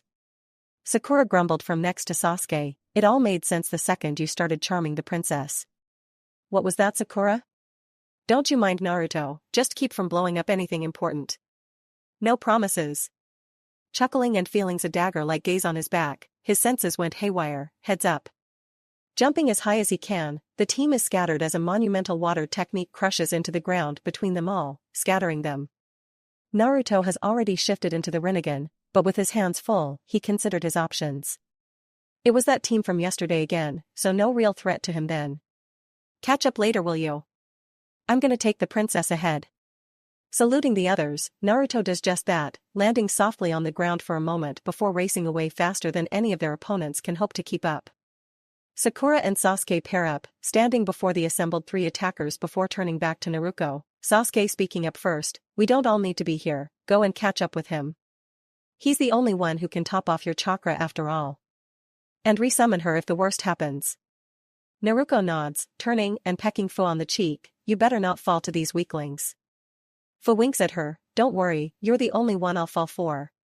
Taking Naruto's hand, Fu gathers wind around them before spinning and tossing the other girl in Naruto's direction, again faster than any of their attackers can hope to prevent. This allowed the mint-haired girl to relax and focus on them. I hope you put up something of a fight though, you're separating me from my girlfriend after all. Teruho and Suzuki looked at each other, before Teruho hooked a thumb over his shoulder. Catch up with Shion-sama? Suzuki nods quickly, yup, let's beat it. And they ran. Sakura begins to crack her knuckles, already singling out the other medic on the team and already irritated that he had pink hair just like her. No offense, but I feel like cracking your skull open. Kusuna turned to Setsuna and Shizuku, fight smart and take them down quickly. We have to catch up with the priestess. Watching them both nod before jumping away, they each are pursued by one of the other team, leaving him alone with the pink-haired girl who he focuses on. No offense taken, the feeling is mutual. Producing scalpels from his pouch, a grin spread on his face. Please, bleed for me. Sakura is already jumping forward, chakra gathered in a deceptively dainty fist. Don't worry, I've got plenty of something for you. Bringing it down, Sakura releases the pent-up energy, area cratering in a wide 10-meter diameter and dropping the ground level several meters. Kusuna only just manages to jump away, tossing scalpels in an attempt to kill Sakura quickly.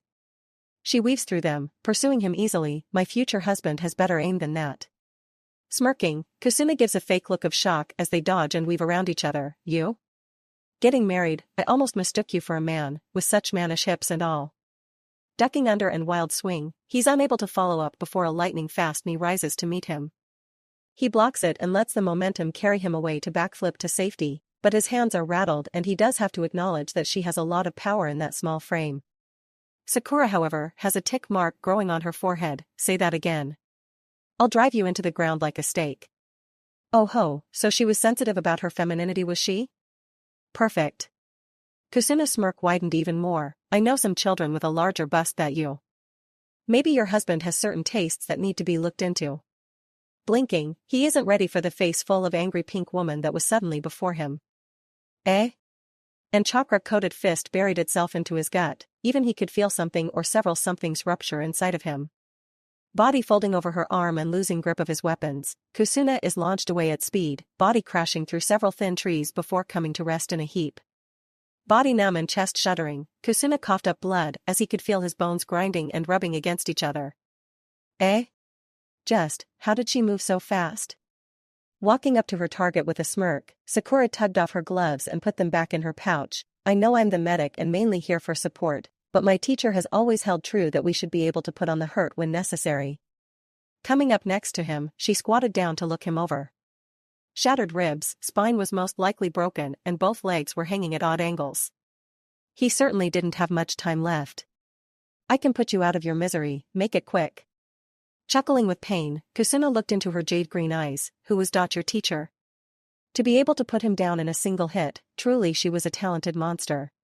Lady Tsunade, of the Densetsu no Sannin. A legend trains a legend. Of course. Kusuna relaxes completely, accepting whatever came next. While before his mind was full of hopes of supreme power and future greatness, now his journey was already over. So pitiful. Sakura nods and stands, beginning to raise a foot. I'll make it painless. No sense in making him suffer. She needed to meet back up with the others. Further away in a different section of the woods, downed trees and gouged out earth complemented the battlefield of Sasuke and his opponent, the long-haired Setsuna. The man was using high-powered wind-style techniques with abandon, and the usual fire nature Uchiha was considering what he wanted to do with this. Ducking into a roll to allow a new wind blade to travel over him and cut down yet another tree, Sasuke was back on his feet and weaving ever closer to the man. I'm going to be done with you quickly at this rate. Don't you have anything else to use? Sure, his techniques were powerful, but it was so one-dimensional. There was no thought here, just overwhelming power. Naruto put more thought into his fights than this. Setsuna was grinning, knowing that he would overwhelm this whelp soon enough. You pretty boys are all the same. I bet you have some cool and flashy move you're just waiting to unleash and use. But I have real power. My lord has gifted us all with the chakra of a god. You can't hope to win against me. A short chain of hand seals and a monstrous gale palm rocketed forward. Sasuke was already out of the way, but the section of woods in front of Setsuna was blown away and a new clearing was born. Hold still. Sasuke shakes his head, sword in hand as he continued to bide his time. I wonder how long you can keep this up. Sharingan blazing, Sasuke could see that Setsuna's chakra was diminishing rapidly. Either this guy wasn't used to such high-level techniques, or was arrogant enough to believe he could kill his opponent quickly. Plus, you're only using wind style. It'd be a shame if I could counter that. Sasuke was being cautious, not believing anyone would focus so hard on one set of abilities so much, but apparently this guy was doing just that. Against an Uchiha of all people. Pausing and beginning to cycle chakra through his lungs, he waited for what was coming. Setsuna grinned, seeing the boy pause most likely to catch his breath. I'll crush you and finish off your friends. Another short sequence as he gathered more chakra than ever before. Gale Palm. Sasuke grinned and held his fingers to his lips, releasing the white-hot flames of a grand fireball. The flames fed on and grew from the chakra-laden Gale Palm, returning to Setsuna with even more ferocity than before. Barely finished with the first, Sasuke launched a second faster variant in the direction he had given Setsuna space to retreat to, before ending it and following in its wake. Setsuna balked at the massive ball of white-hot flames, diving to the side and augmenting his movement with wind in order to get away just in time. He has time to watch the woods behind him literally turn to ash within seconds, before he just catches the second smaller fireball in the first's wake. Pressed and knowing he wouldn't make it, Setsuna still made a leap for it. While covering his body in chakra. The fireball technique connects, covering him in elemental fire and burning him alive. Clothes blackened and skin peeling and burnt, Setsuna drops to the ground in agony, but alive if only just. Panting and rolling to his back, he fights to move and comes up empty. Everything was in agony, and he couldn't feel his limbs at all. Most likely all of his nerves had been burned out in the fire. The smell of burnt hair and flesh hit his nose, and he knew he was done for. Hands folded into his jacket, Sasuke walks to stand over his enemy with a frown, Sharingan still blazing. I have some questions for you. Is Shine really your end goal? I'm sure there's a lot more to this, right? Setsuna turns his head to spit onto the ground, seeing nothing but blood wasn't all that much of a surprise. I won't betray my lord to you, scum. Sasuke nods calmly, blinking slowly before making direct eye contact with the man. That's okay, your resolve is commendable, but... The tomo in his eyes began to rotate slowly. I'm going to get the information that I want, one way or another. He needed the practice with casting Genjutsu anyway. In yet another section of the woods edging on a rocky terrain, Fu flew through the air followed closely by the orange-haired Shizuku who was skating along on a wave of water. Weaving through trees and brush alike, Fu considered that the acrobatic girl was easily keeping pace with her. At least for now. There's no chance we can sit and talk about this, is there? Will you give up and lay down your life for Lord Yomi? No, I don't think so. Then die. Fu did her best to avoid a literal wall of fire that was sent her way, ascending up into the air as they came out over what looked like an area that had suffered a landslide recently. Rocks and debris gave no space to tree hop here, not that either of the women needed it. Shizuka launches stream after stream of fire in hopes of taking down the bug-like girl. Hold still so I can kill you. Features beginning to change, skin paling while blue lines crawled down her face. Fu wondered if she was a container herself. Rolling and dancing in the air, Fu shakes her head. That sounds dumb, you sound dumb. Why would I let you kill me? Diving down under another grand fireball, Fu retrieved a kunai for each hand and considered her options. Shizuka seemed to want to keep her at a distance, but Fu could make out twin kunai linked together by a thin chain in her hands, and sighed. So the girl had a close range backup as well. That sucked. And all this fire was going to prevent her from using many of the bug-like techniques Chome granted her. Why was it always fire? Zipping along and pouring on some speed, Fu would just have to focus on that. No flashy techniques today. Watching the insect-like girl flit about in the sky, Shizuku began to mold even more chakra in her chest as she rode about on her wave of water. My lord is going to establish his 1,000-year kingdom and rule this dirty and impure world. You can't stop us. You're only fighting against the inevitable. Fu giggles as she tosses several kunai Shizuku's way, watching the other woman melt them into slag just because. It's a shame, if your lord is so powerful, why does he have such weak followers? Watching a furious scowl burst onto the white-clothed girl's face, Fu watches her drop to the ground and water begin to form around and behind her. More and more built up, before two large water dragons formed up and locked onto her. Oh, whoops. Flying up and away with all the speed she had, Fu looked down to see both dragons crash down on where she used to be and dig and furrow into the landscape. That wouldn't have been pleasant. Seeing the attacks end, she again sent Kwani Shizuku's way and smiled as the other girl stumbled more than dodged out of the way. Such chakra-heavy attacks can't be good for you. How do you plan on keeping this up? My lord shall provide all that I need. Shizuku tried to dig deeper for more chakra, but realized that she was coming up short. Where was Kusuna? Fu shrugs, pulling all that water from nowhere takes a lot of chakra, doesn't it? Especially after drying out the air even more with those fire attacks. Pulling more kunai free and flipping over a meager fire blast, Fu dive bombs towards Shizuku. You weren't very fun. You should have surrendered. Shizuku stumbled out of the way of Fu's dive bomb, watching the girl arc up and race away, unable to fight back properly. Kusuna was taking too long and she needed more chakra. She needed her lord's blessing. I'll kill you slowly for this. Fu nods, sure. I believe you. Out of the corner of her eyes she can see two figures walk out from the tree line and she pauses to wave towards them, idly dodging up and around several small fireballs. Sasuke. Sakura. Are you done already?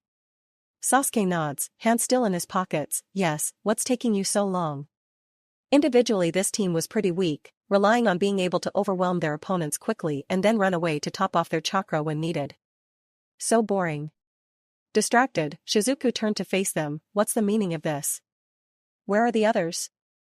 Fu took her chance, appearing behind Shizuku while waving to the others. Just another moment. Twin kunai flashed forward, and Shizuku's world tumbled end over end. Why was everything suddenly so cold? Why couldn't she scream?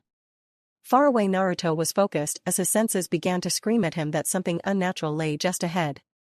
Cheyenne held tightly to his back and Naruto running quietly next to him, something in his very soul cried out against whatever the hell they were approaching. Morioha? Something that absolutely needed to be destroyed, and quickly. Cheyenne casts a worried look back the way they came. Trees long gave way to rocky and humid terrain. Will the others be alright? Naruto's chest rumbles as he laughs long and loud, which comforted her somewhat. Sasuke and the others are really strong, they'll be just fine. Fu was a Jinchuriki as well, worst case scenario she went full Biju on them and that would be that. I think I'm more worried for Teruho and Suzuki. They aren't combat ninja like you. Naruto begrudgingly decides to speak up before Naruto, still not liking the prissy woman. Fu will look after them if they get in trouble. She won't let them get hurt. Here though, she smirks, it's good to see you worried about your people, prissy princess, maybe there's hope for you yet. Cheyenne blushes and looks away from Naruto. I'm just worried about some underlings is all, I'd hate to have to replace them. Naruto grunts as Cheyenne's arms tighten around his neck. Must you, Naruto? Naruto nods, facing forward as something within her thrums with an excited energy. Got to say, princess, that Sundara look isn't good on you. Cheyenne puffed out her cheeks as the terrain blurred by them. It doesn't mean anything. They just dot when everyone else left me behind. Teruho and Suzuki believed in me. They stayed by my side. Cheyenne relaxes into the warm back of her savior and sighs. I was alone a lot because of one of my powers. Something I don't have full control of. Twitching, Naruto could relate to that. Not a crazy demon sealed inside of you, is there? Giggling, Cheyenne shook her head. No. Part of my power allows me to see the future. But, it's centered around how one dies. Specifically how they die in my place. I wanted to make friends, to grow strong and live a full life. But because I am the priestess, the future savior, and the only one who can seal away Morio should he return, I've been locked away. Isolated. Cheyenne rests her head on the broad shoulders in front of her, very much alone. Naruto and Naruto can relate to that, exchanging looks, before Naruto nods to Naruto, who sighs and takes a breath. I can understand that kind of loneliness. I spent a lot of my childhood alone because of a power I had no say in having. A grand Biju, the strongest of all, sealed away in my gut to protect my village. But I was hated for that power, shunned and ignored. Compound that, I am an Uzumaki, a family that many would do anything to exploit and steal from. It was hard, and I nearly gave up a few times. Here Naruto looked back to the woman and grinned as a valley came into view and they all paused to look down into it. Eventually, I figured out that you have to take your life into your own hands. No one will approach you? Then approach them. Show them who you are, force them to acknowledge you. Build bonds and friendships and sooner or later, you'll find your happiness. Naruto eyes the shrine suspended over a deep chasm, the bottom of which he couldn't see. Sutra and seals were strung nearly everywhere that he could see, but an eerie blue light was coming from the shrine itself. That was worrying. Eventually, I rebuilt my ancestral home, made a few friends, too many wives, but a home all the same. I think you could do the same if you wanted. Cheyenne giggled at how he ended his story. You sound like you're complaining about multiple women loving you. It's not a laughing matter, I'm going to die at this rate. My heart will explode. Naruto grins and leads the way down towards the shrine. Flirt more later, we have work to do. Cheyenne tightens her grip around Naruto's neck as he follows after his sister and spouts denials. Could she do it? Take her fate into her own hands? Again, her vision swims in her mind. Twins jumping into action, before a flash of light and then, nothing. Could she change it? Could things be better if she just tried? Making their way down into the valley and coming to the bridge that connected the shrine to the valley wall, Cheyenne tapped Naruto's shoulder. Let me down please. Doing as ordered, Naruto lets her go, where she steps forward and turns to address them both. I must go it alone from here. Please wait here and keep anyone from trying to interfere. Naruto nods, sure thing, we got this. He and Naruto turned as they could feel a rumbling in the ground around them. Is that Morio's stone army? Someone absolutely has his soul and thus, control of his army. Cheyenne turned to focus on the shrine. I must defend the seal and prepare to seal away his soul again. Naruto grinned and started walking back towards the valley's rim. Watch after her, I'm gonna go blow things up. Naruto nods and they bump fists. Don't go too crazy. The others should be on their way to us. Naruto was already bounding away, no promises. He was already welling up chakra, fingers crossed in his familiar seal as he considered the best way to fight a massive army. Naruto shook her head and turned to watch Cheyenne make her way to the shrine, a strange chakra welling up inside of her and producing a pink glow. Well, that's new. Again, something inside of her recoiled against it and once again she wondered at just what part of her was still missing. They had figured out the portion that held some of Kurama's chakra, Naruto's, and Kushina's. But there was one more, the part that raged and called for blood. The part that screamed that she should be complete but wasn't. Here, this close to the body of the Morio, it was nearly howling at her. Was she connected to its dark chakra somehow? Feeling an explosion of chakra, Naruto turns to look over her shoulder and takes in the literal legion of Narutos flooding over the valley wall. That was one way to deal with the stone army, she supposed. Starting forward, Naruto decided to stick close to Cheyenne, just in case. Sure, she said she needs to go it alone, but that nagging feeling was only getting stronger, might as well follow it.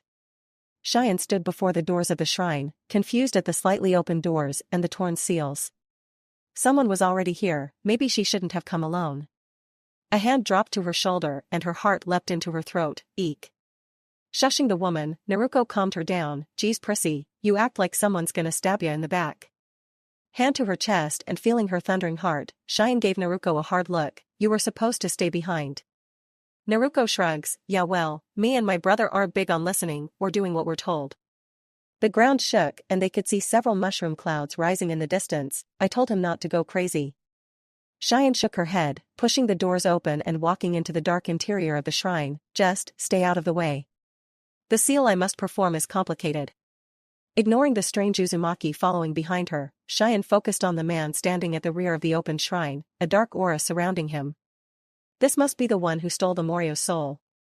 The Morio's soul was sealed away in my home country, in the land of demons, while the body was sealed away here, in the land of swamps. My mother, Miroku, had hoped the division would keep this very scenario from happening. Naruto rubbed at her arm, odd feeling even stronger within this place. So completing the Morio spells the end of the world, does it? Seeing Cheyenne nod and they both come within a dozen meters of the silent man staring up at the mass of glowing blue chakra in front of them, she pointed at him. Friend of yours? Cheyenne shook her head, hands coming forward, most certainly not. Hands beginning to glow a light pink, she began to concentrate. In front of them, Yomi considered his next task. This was the end of the road for him after all, his duty done. You can't stop me. Turning a dark eye to stare at Cheyenne and the odd blonde next to her, a grin stretched his face. It's already too late.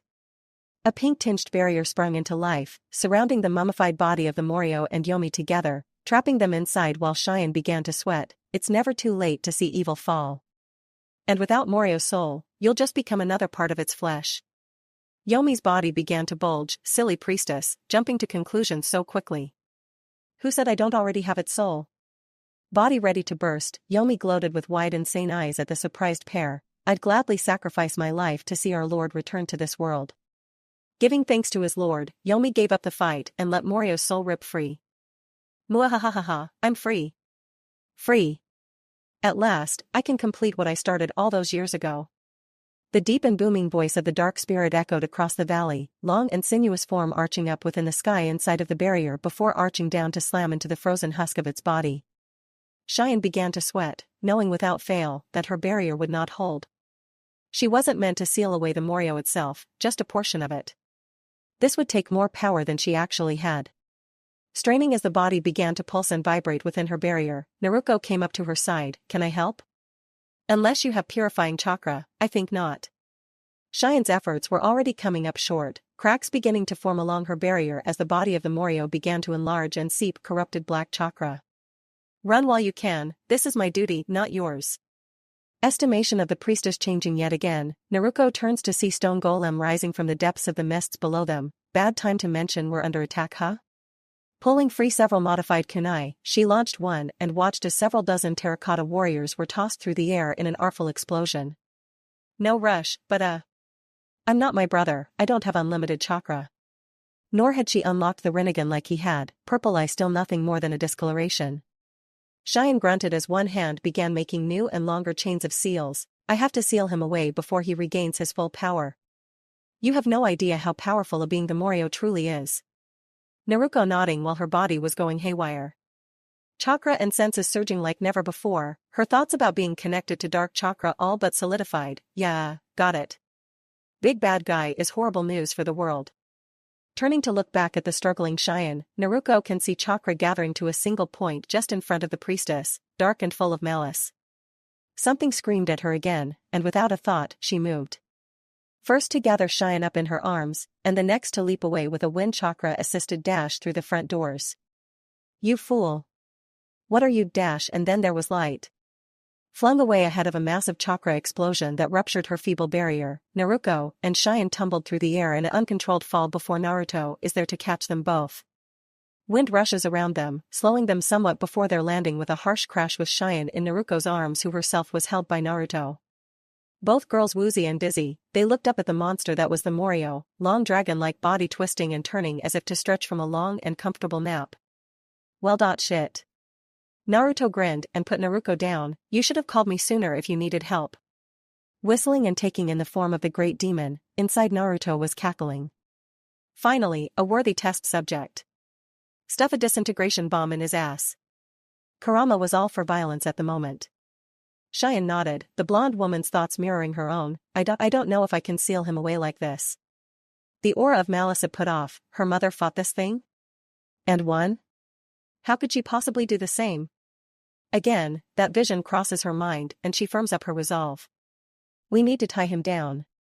I have to restart the sealing process. They were on a smaller outcropping of rock, the valley falling away as the mists burned away to reveal more of Morio's army. I'll only have one shot at this. You'll do no such thing. Voice booming above them, Naruto grabbed Cheyenne and he and Naruto jumped away as a tail smashed and destroyed their previous resting spot. My reign is just beginning. There's no one who can stop me now. Cheyenne looks up to the determined-looking Naruto. We can't destroy him. He's too powerful now. Sealing is the only way. Naruto nods. Well, sealing is an Uzumaki specialty. Another jump carried them further away to land at the outer edge of the sunken valley, where Naruto turned to a panting Naruto. You okay over there? Naruto was not okay. Something was howling inside of her, burning in a way she had never felt before.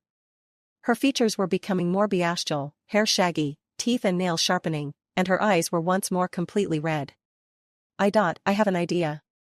Looking down on Morio as his army began to move, Naruto turned red eyes to meet Naruto's purple Rinnegan. Trust me with this. Think you can smash him into the ground? Naruto was already letting Cheyenne down, flexing an arm with a smirk. Ask and you shall receive. Cheyenne looked between the two, her vision lining up with reality, and with a heavy heart she shook her head. You can't. You'll die. I can't see anything past my vision, and this is it. Naruto turned a kind smile back towards her, winking for good measure. Don't you worry. I make a habit of breaking reality and making the impossible possible. Naruto turns back to Naruto. You sure about this? His eyes shine as he begins to circulate sage chakra through himself, light orange beginning to filter at their edges. Naruto nods almost without a thought before taking another moment to shrug, yes. No. Maybe. It's not a feeling. Good enough for me. Morio raises his head to the sky, the great black dragon gloating at its victory. I will plunge this world into 1,000 years of darkness. My kingdom will rise, and humanity will fall. Naruto and Naruto nod to each other once, before boosting themselves with wind and jumping as high as they can straight up. Naruto grunts, and looks back to see Cheyenne clamped onto his jacket and holding on with everything she has. You idiot. I won't sit this out. Use my power as well. Pink light began to suffuse them both, and Naruto nodded at Cheyenne's determination. You got it, Cheyenne. Coming just above Morio, whose mouth was opening to gather chakra, Naruto led by holding out both hands and gather as much chakra as he could. Try this on for size, asshole. Shinra. Tensei. Grinning with satisfaction as reality seemed to warp and bend to his will, he watched as Morio was crushed down into the earth, down into the very bedrock. Destroyed army falling down around him, crushed and mangled in an instant, Naruto floated with the assistance of some wind chakra as Naruto continued to fall. Good luck, little sis. Holding on to Cheyenne, whose energy circulated through him, and watched and waited just in case he needed to assist. Naruto was grinning, landing and latching onto Morio's head with something just short of euphoria. This was what she was missing. She could feel it. This chakra. I can eat you. And with a thought, she began to pull at the dark chakra being. Foolish mortal. None can destroy me. Morio could feel, however, that its very essence was bleeding away, and rapidly. Naruto could tell the same, never said I was going to destroy you. I'm an Uzumaki. The final piece she needed finally settled into place, and she was just that much more complete. Black chakra chains erupted from her back, beginning to wind and trap his body. I'm going to seal you in the perfect container. As more and more of the Morio entered her very core, dished out chakra, her chakra. Not Naruto's, or their mother's. Hers. No one has survived sealing me like this. Morio finally worked himself free from the earth, but his body was sluggish, weakening. How had she already taken so much from him? Shaking his head in an attempt to throw her off, another pressure from the boy sent him crushed back down into the earth. You're only giving me the chance to devour your soul. Shaking her head, Naruto reached for something even deeper within him. That's a chance I'm willing to take if it means I'll finally be whole. Eyes changing from their bright demonic red to a deep but clear violet, Naruto pulls, and even his flesh begins to meld with her body. Hope you like your new accommodations. With a deep breath and a blink, suddenly she isn't in the valley anymore. Deep within herself, her mindscape that had before been such an empty place, now writhed the chained and bound Morio. Watching the enraged demon thrash and try to escape, she finally understood what she was missing. Yes, she needed a real body, but her chakra one was modeled after Naruto. And what did Naruto have that she didn't? Right, a giant chakra construct, with massive chakra reserves. Her body had been siphoning off chakra to maintain this empty space for nothing. Until now. What is this? You whelp. Release me at once. With a thought, giant bars came crashing down in a circle around Morio, trapping it in place before chains erupted from the floor to further tie it down and lock it in its new prison. Shaking her head and heaving a sigh, Naruto looked Morio in the eye. Listen up. I have no illusions that you'll one day be a good dude and change your ways. So instead, I'm sealing you up nice and tight. I'm your jailer now. I use your chakra how I see fit, and one day you'll pass on to the spirit realm with me when I die. Naruto struck a pose and winked, but don't you worry. I'll use your body all I want in the meantime. This child sought to degrade him so? This was blasphemy. The injustice of it all. I will feast on your entrails. I will rend your soul and bath in your blood and the blood of your loved ones. Wiggling a finger in her ear, Naruto gave him the finger. Yeah. Kami, Kurama wasn't as bad as you back then. I'll pop in for a visit sometime, Emo-chan. Ta-ta. And then she was gone, eyes slowly opening to take in just what she had done. Naruto had been watching from the outside, keeping himself and Cheyenne aloft with wind chakra as the giant body of the Morio was pulled into Naruto with seeming no end. She had asked him to trust her, so he would, and so far nothing seemed to be happening short of the massive amounts of chakra that was gathering within her. And as the last bits of Morio disappeared, there was a bright flash of purple light and a wave of energy that decimated what was left of the valley. A quick glance showed Cheyenne safe and sound with her arms around his neck, so he began to lower himself towards the dust cloud. Who would come out? Naruto? Or Morio? The answer came quick. A woman's body was hurled from the smoke, tumbling through the air. Seeing the shock of blonde hair, Naruto is already flying towards her, catching the surprisingly heavy Naruto and taking in her form. Her clothes were barely hanging on, but her features had returned to normal, all but her eyes. No Rinnegan here, but they were a bright violet color all the same. She blinked at him quietly for a moment before grinning and giving him a thumbs up. I'm back. Landing and bounding once more, a few more hops carried them to the valley's upper ridge. Setting down the unsteady woman, Naruto raised an eyebrow at what his senses were telling him. Wanna clue me in on what you just did? Letting Cheyenne shimmy down from his back, he noted that not far away the rest of the team was finally catching up, Sasuke and Sakura in the lead. Around them, what was left of the stone army had fallen silent, their eyes dimming with the loss of their master's chakra. Naruto takes a minute, looking down at herself in wonder. Hands clenching into fists and releasing, she lightly bounced on her toes for a moment before twirling in place. I sealed the Morio. Turning and seeing Fu flying towards her with a wide smile, Naruto holds open her arms and both girls come together in a twirl and a hug. Looking into each other's eyes, Naruto grins, kiss me. Fu blinks, but with a shrug does as her girlfriend asks as Sasuke and Sakura come up to stand beside Naruto. Sasuke takes one look at the girls before turning to Naruto himself. I'm not kissing you. Naruto gives him the finger, go kiss your girlfriend then. Cheyenne is waving off the worried forms of Teruho and Suzuki, should we be concerned? Naruto shakes his head, not yet, I don't think. Something had changed. It was on the tip of his tongue, just out of reach. Coming up for air, Naruto cheering and wrapped her arms around Fu's waist. Fu giggled before shaking her head, what's gotten into you? Naruto stops herself from blurting out a giant world-ending demon and instead pulls away and removes a kunai from one of her pouches. Turning it before anyone can stop her, she runs it over her thumb. Getting shouts from everyone, Naruto grins at the thin line of blood that forms there. It worked. Eyes widening even more, Naruto can feel herself vibrate in place. It worked. I have a body. I'm a real woman now.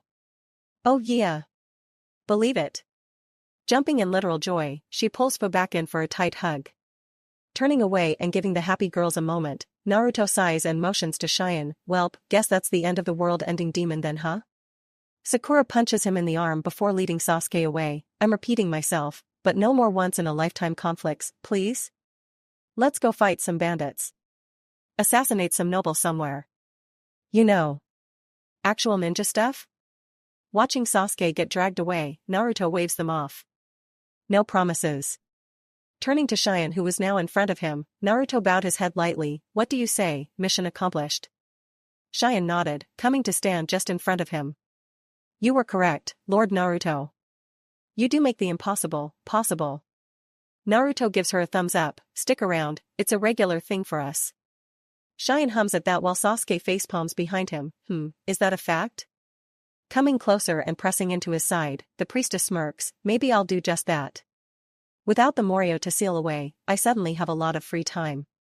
Plenty to travel and see the world. Here as she looked up into his widening eyes, Cheyenne pressed closer, perhaps a certain little corner of yours? Behind them, Sakura sighs and fully turns away to take in the pair of Jinchuriki, one of which was new, we shouldn't be surprised, should we? Sasuke wraps an arm around her waist, save the princess, defeat the bad guy, save the world. This was a true and through Naruto mission from start to finish. Leading Naruto away, Cheyenne was all smiles while Teruho and Suzuki began to fret, so. What is the weather like in Uzushio? Naruto is still a bit oblivious and answers honestly, well, it's comfortable most days. A little chilly with the sea breeze. Most of the citizens when not working like to get away with wearing beachwear, especially the women. Giggling as they lead the group out of the destroyed valley, Cheyenne nods, I see, I think I'll have to come and visit then. You'll help me pick out some appropriate clothing, yes? And maybe help me with another matter? Seeing Naruto look down at her, Cheyenne looked away with a blush, the mantle of priestess is passed on from mother to daughter. So, I will need some assistance with that. You won't mind, will you? Naruto shakes his head, not at all, I'll help however I can. Blinking and thinking about that for a moment, the light bulb finally goes off in his head. Oh wait. Kurama was already cackling in his head.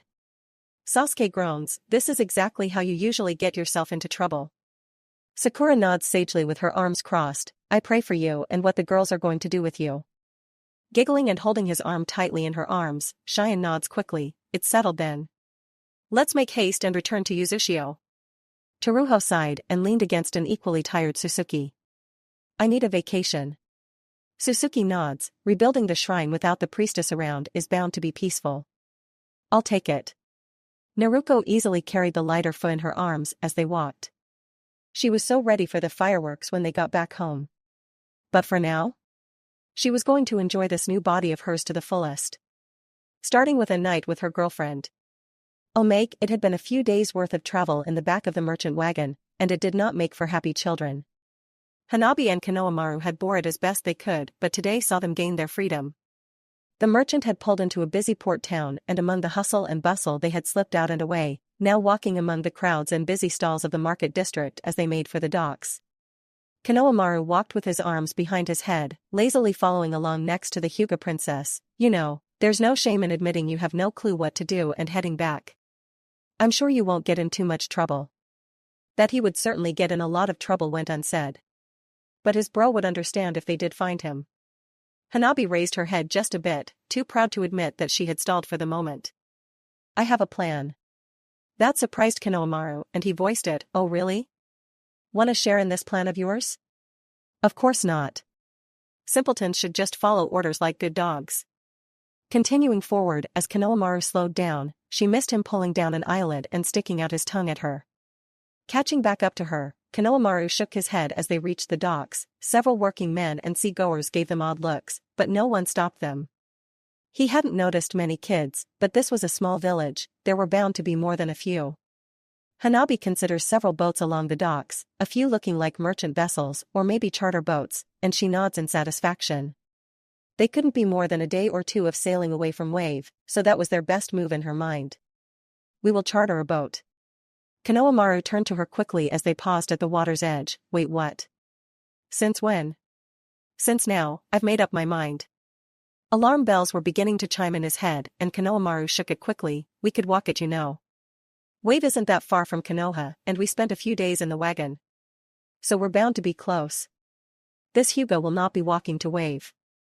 You can if you wish. Strutting away towards one of the larger boats that looked to be loading cargo, Hanabi misses Konohamaru give her a tired look before shrugging and following after all. Did I hear you need a boat? A tall and lanky man with a scraggly beard walked up next to them, easily keeping pace with the smaller children as he smoothed out his rushod sailing wear. I happen to be a captain of a rather fine boat myself. Where are you headed? Senses telling her that this man was not a ninja, Hanabi shrugged as that meant he was not a threat. Wave, do you travel that way? Clapping his hands together with glee, the captain nods. Why, you're in luck, Wave is our next stop. Come, my cute boat isn't far from here. Just behind this trawler. Leading the children away from the vessel they had been approaching, they instead find themselves soon to be in front of a massive ship which was equally loading crew and supplies. I call her the Mino. She quick and agile, I've slipped away from many an attacking ship in my days. Holding a hand up and whistling, he is answered by cheers from the crew. Konohamaru leans over to Hanabi, whisper to her, I would like to mention that this is a bad idea. We should just walk. You worry too much. You're welcome to stay here alone. Hanabi answered right away as the captain led them on board. Konohamaru shakes his head as they reach the boarding ramp. As a man, I couldn't leave a woman to a bad fate. So you're stuck with me. Looking around, Konohamaru could have soared. He saw an all-black flag being stuffed away below deck. Yup. Alarm bells are fully ringing now. Hanabi snorted, idly listening to the ship captain boast about his vessel. How worried should you possibly be about traveling with a bunch of non-ninja? Even you should be fine handling them. Konohamaru shrugged and linking his hands behind his neck again. When this goes tits up, I'm shouting I told you so at the top of my lungs. Chapter 67. Naruto could admit, without coaxing even, that he was a bit of a pushover with the girls. So, when Cheyenne was more than a little adamant that she was coming back with them and there was nothing he could do to stop her, Well, watery puppy dog eyes won nearly every time. So here they were, one duration later, and dropping down in the entryway of the Uzumaki mansion. Tired but relaxed, everyone slides away from where they had latched onto Naruto, short of Cheyenne, who was looking around in a bit of wonder. Sighing and praying the others gave him a chance to explain before ripping him to shreds, Naruto turned to the others and tried his best to ignore the soft woman at his side. I'm dead. Sakura nods as she begins to tuck several scrolls away into her pouch. I'm sure the girls won't be too mad. She'd had to find time to get the gang of 4 bodies to Karen later. She doubted they had useful bounties to be turned in. Sasuke grins as he joins his girlfriend. I only wish you the best. That feels fake. But you can't tell, can you? Sasuke was still grinning as he could see the gears turning in Naruto's head, before finally the Uzumaki gave him the finger. Screw your Uchiha shenanigans. Naruto is further irked as Sasuke chuckles and throws an arm over Sakura's shoulders as they walk away towards the main room, while Naruto starts to follow while pulling Cheyenne along. Behind him, Naruto and a giggling Fu are already angling away for one of the entryway stairwells to hit their bedroom on the next floor up. We're taking our 2 days off, Ruto. Naruto winked at him and grinned at his heavy sigh. Please tell me you'll do anything else other than hole up in your room for 2 days straight? While the threat of getting her memories was over, Naruto was not quiet, and even the thicker-than-normal walls here couldn't completely deaden their noise at night. Oh, don't worry, we won't do anything you wouldn't. Naruto takes the blushing Fu into her arms, before they're gone and around the corner out of sight. Shaking his head but having to relent that Naruto finally had a real body all her own, so he couldn't really fault her much. So instead he focuses on following his friends where he grumbles about his luck. I was supposed to be the one with good luck. Sakura looks back at him and raises an eyebrow. You saying having 10 women all after your love and not killing you isn't extremely lucky? There was no way he could be that dense. No way. Naruto thought about that, mentally counting in his head and coming up short. 10? With Cheyenne there are 8, where did you get 10? Oh, please don't tell him he forgot someone, he couldn't take it. Sakura blinked rapidly, not believing that he was really forgetting who else was interested in him that wasn't here right now. Opening her mouth to say something, Sasuke interrupts her by placing a gentle finger to her lips. Affronted, Sakura turns to him quickly. We have to tell him. He's an idiot, let him figure it out on his own. But come on, he's gotta be messing with us. Sasuke looked between the sweating and counting on his fingers Naruto and back to his wide-eyed girlfriend. Does he really look like he's messing around? But how? Sakura turned to watch the leader of a heavily industrialized nation, counted backwards and forwards on his fingers with intense concentration. My head hurts. It's Naruto, that should be answer enough. Naruto held up 8 fingers. No, I counted again. With Cheyenne it's 8. I mean unless you count May. But that's not official at all. She's just a flirt, I think, yeah. Missing Cheyenne look at him with something close to awe. Naruto really thought about the Mizukage. Hadn't the girl said something about a fight with Hinata? Was he forgetting something important? He probably was.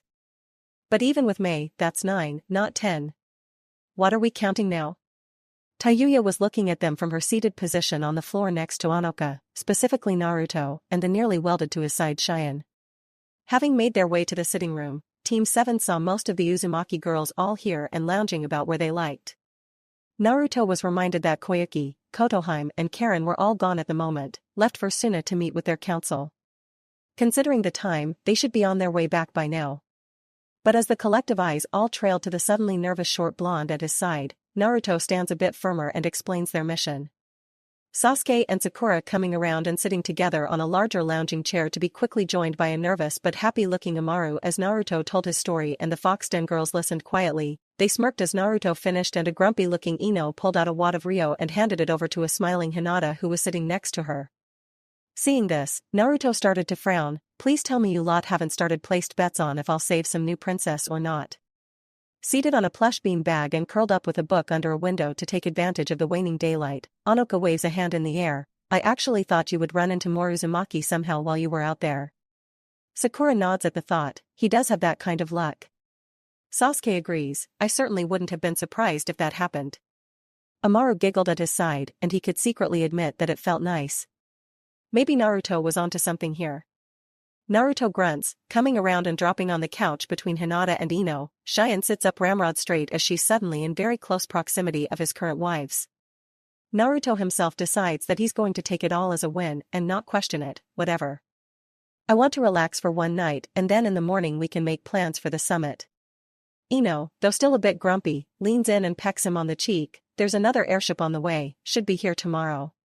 It is specifically to take us to the summit. We decided traveling in style would be good for this.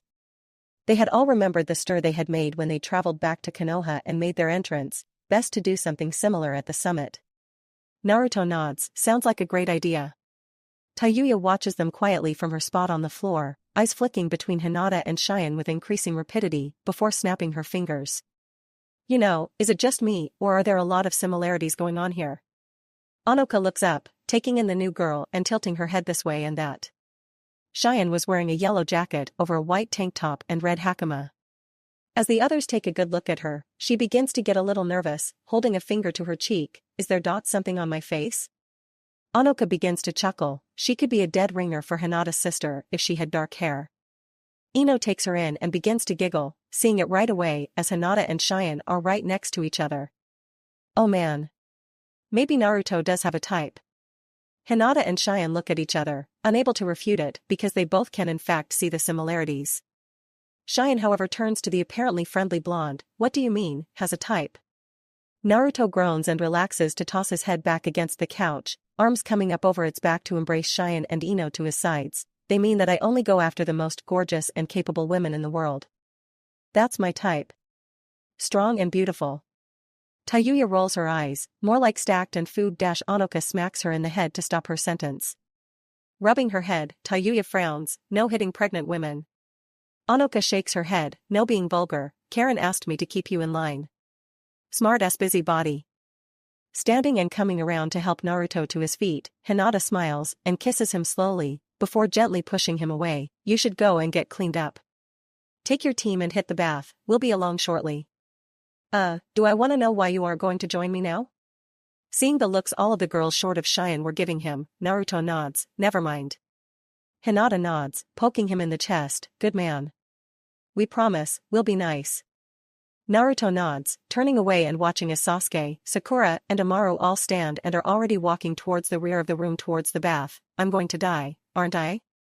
Amaru giggles as she finds all of it hilarious. Better start eating some big meals, cousin. I'm going to need a lot more than that. In fact, next rescue mission, you get to be the focus Sasuke. No way, that's your role, I'm the cool mysterious one. More like the edgy tryhard. You're just mad you're never going to get a full night's sleep ever again. Naruto really thought about that one, before nearly coming to tears and nodding. Kami, you're right. I'm doomed. Sakura giggles, you big baby. Naruto gains a manic grin and points dramatically at Sakura, name your price. If I have to suffer, so does Sasuke. Sakura blinks as Amaru takes a minute before blushing heavily and Sasuke shakes his head quickly, but Sakura is already grinning and sharing a leer with Naruto. Oh ho, I was already planning on it, but if you want to sweeten the deal. Sasuke knew it was over the second his girlfriend and Naruto started to talk while power walking ahead. Just what would those two think up now? Back in the sitting room and having all sat back down and focused on Cheyenne, it is Tayuya who takes the lead a bit, explaining life with the Uzumaki and Uzushio. Cheyenne had a bit of information because of Naruto about how he started rebuilding his clan, but now getting perspectives from all of the other women was helping strike a different chord with her. They had all been from such different ways of life, while yes sure they were all kunoichi with exception to one, but they all had such varying experiences. With all of that, they all found comfort in the same determined and passionate man who was willing to go against the world to change things. Someone willing to make the impossible, possible. Cheyenne eventually speaks up, bowing her head, I don't want to upset things here. I know my feelings don't have to be returned and next to her Hinata gently places a hand on her arm to calm her, do not worry. You're already in, we just need to figure out what you would like to do here. Ino nods, granted, we had planned on only allowing 9 women in total. You know, 1 woman for each tail of the QB? Ino giggles as Cheyenne's curious look, we thought it was clever. Tayuya nods before holding up both of her open hands and wiggling one index finger, except with Cheyenne we're at 10. Well. It's not like we can turn away Mei, thanks to Hinata. The cow deserved it. Ino nudges her friend, and the fangirl is pretty determined to catch Naruto's eye. Anoka hums at that before shrugging and opening her book again. Naruto-sama himself charmed Cheyenne and earned her affection. We certainly shouldn't turn her away, but do we think this is the end of expanding Foxden? Hinata nods, it's for the best, any more than this, and it really will be too crowded. Tayuya nods, besides, between all of us, maybe we can finally outlast that stamina freak. That sent Cheyenne blushing. Wait, you mean? Really? Hinata gains a wistful look on her face. Oh, you have no idea. Short of everyone working together and us banning him from using clones, he can and will wear us all out. Clones? Cheyenne hadn't considered that one could use clones that way. Tayuya also began to daydream. Oh girl, you are in for a treat one day. Ino clears her throat, hoping to get the conversation back on track. So, Cheyenne, what are your interests? Talents? We should work on integrating you with the group however we can. Well, Cheyenne thinks about it before shrugging. I'm a priestess. My abilities deal with sealing away dark entities and exorcising demons and banishing them back to the spirit realm.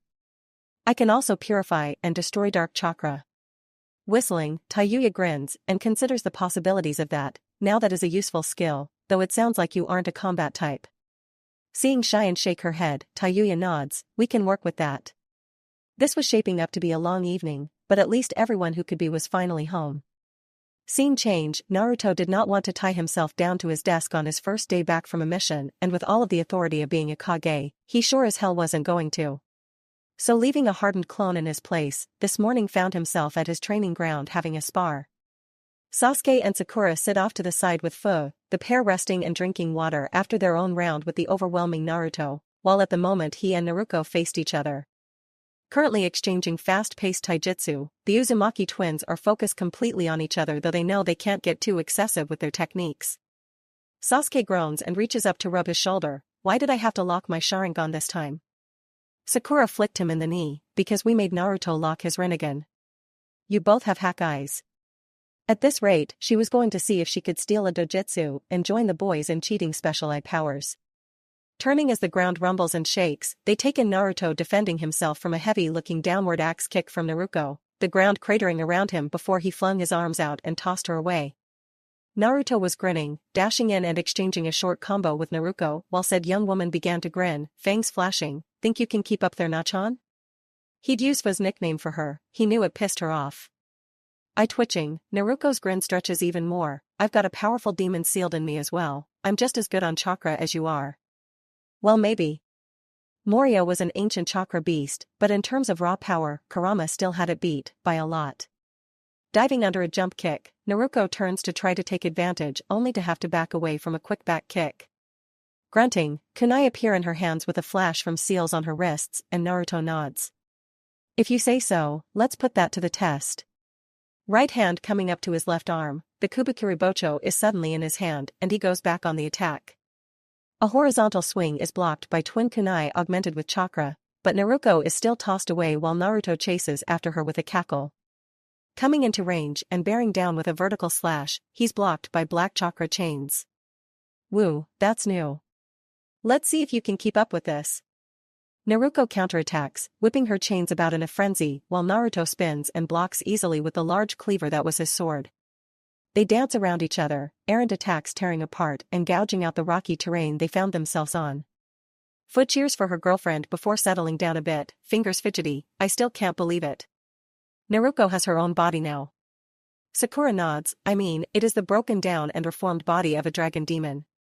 So there's that. Fu nods. I know, but it is hers now. She doesn't have to worry about fading away anymore. Never mind their celebration last night. They were finding out all sorts of things around it. The black chakra chains, her new aversion to anything super cold, and apparently a craving for all things dark chocolate. Life is weird. Sasuke nods, watching as Naruto almost has Naruto trapped, wrapping up his sword and holding it in place. Naruto however shows he hasn't been slacking off in his training, heaving and picking up the girl to toss her in the air where he makes a jump and they take their combat to the skies. They really are monsters. Sakura levels a bored look his way, like you aren't. That Mangekyo was full of stupid powers as well, none of them made sense to her more normal mind. Foot continues to watch the twins spar with a small smile on her face. Nachan really does seem to have just as much inexhaustible energy as Naruto does. Here she shrugs, they're having fun at least. Sasuke points out to the fight, looks like they're escalating it. Naruto had long figured out that trying to match Naruto with her chains was a bad idea. Most likely because he had been training with Karen and Anoka and had gotten used to fighting against them. So saying, she removed several seal scrolls from her pouch and tossed them about the battlefield as she retreated. Every single one glowed with purple energy before purple seals etched themselves into the ground. Naruto slipped into one, where he immediately sank to his knee under some heavy strain. Naruto tried to take advantage and moved to attack with her chains, but Naruto is able to roll free and keeps a healthy distance from the scattered seals after that. Damn. Naruto smirks, gravity seals? Nice. You've been experimenting. Nodding, Naruto pulls her chains back to rattle protectively around her as Naruto closes the distance between them. I have to close the gap between us somehow, stupid Rinnegan. Placing a hand at the hilt of the Kubikiri, with a thought to manipulate his chakra, the end of the sword shatters, seeding shards of the sword imbued with Hiraishin tags all over the field.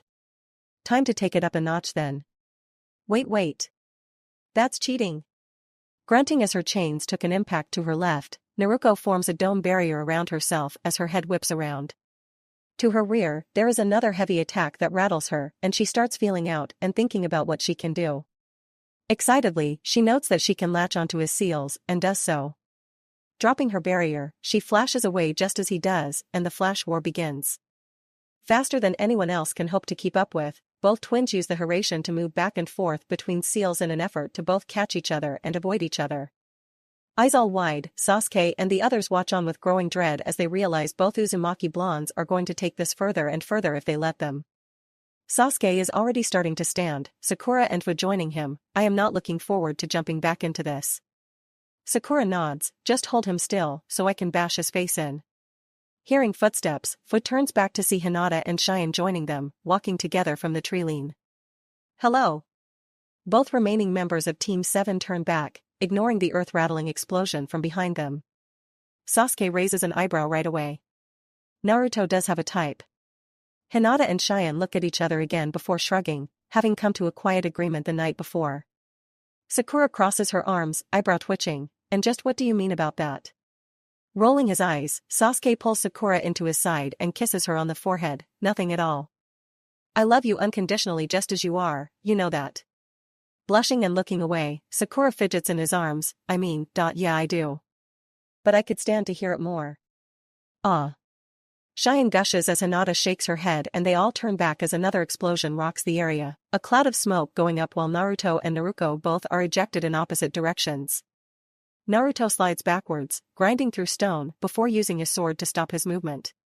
Naruto is more graceful, using wind to slow herself before landing lightly and bouncing on her feet. Naruto shakes his head, standing tall and bouncing his sword off his shoulder. Wanna call it quits? Chains rattling around her once again as she catches her breath. Naruto is still all smiles. I can do this all day. Naruto nods as with a flick his sword is whole again, and then with a thought sage mode settles in his system, the special chakra filling him with power. If you say so. Hey. No fair. That really is cheating. Naruto grins, taking a step and using chakra to send a shockwave through the ground. Wanna see what I really can do? 5 clones appear around him, 2 on his left, 3 on his right, all of them with the Rinnegan now as he activated his own. Naruto takes a moment, feeling out and realizing that each Naruto felt a little different, and with a groan she gives him the finger and pulls her chains back into herself. You're all using a different path, aren't you? One of the Naruto group, maybe the original, nods and grins, and I've got one more level above this too that I can pull out. Throwing up her arms, Naruto has had it. Nope, screw that. I'm done. It was like fighting a mountain. Sure, you could chip away pieces of it, but the mountain was just still there. Mocking her. With a big shit-eating grin on its face. You're full of bullshit and you're less a ninja and more a magician now. No wonder you can't be sneaky at all. I can be sneaky. Frowning and dispelling his clones and his sage mode with a thought, Naruto turns back to his friends. Sealing away the Kubikiri as well, he grunts with his hands on his hips. He sees the newly arrived Cheyenne and Hinata. Hey girls, what's up?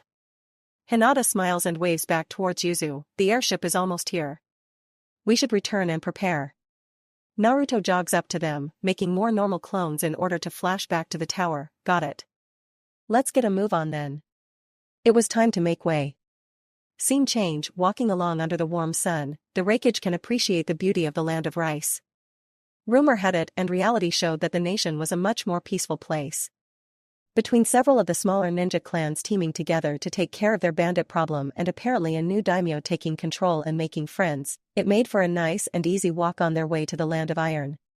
Followed by Darui and Team Samui, it considers what is coming next. The summit was for once a minor thing, the major villages wanting to confirm some of the rumors surrounding the revived Uzushio and Uzumaki clan. Someone was apparently hunting the Biju as well, and someone else was gathering civilians, potentially amassing forces for something. All of it was of course, shadows and fakes within who knew how many plans, such was the world of ninja. Darui voices his thoughts, hoping to get some information from the Raikage. Should we be concerned about the Uzumaki? The Hokage mentioned sponsoring them to attend this summit, did she not? A nods, she did, but Uzushio to me is nothing more than a nuisance. I'm going to bring it up with the other Kage, but with luck they'll all agree that breaking that nation up again is for the good of national balance. Hira crosses thick arms over his broad and muscled chest. Even now as small as it is, Uzushio is upsetting the balance of things. That can't be allowed.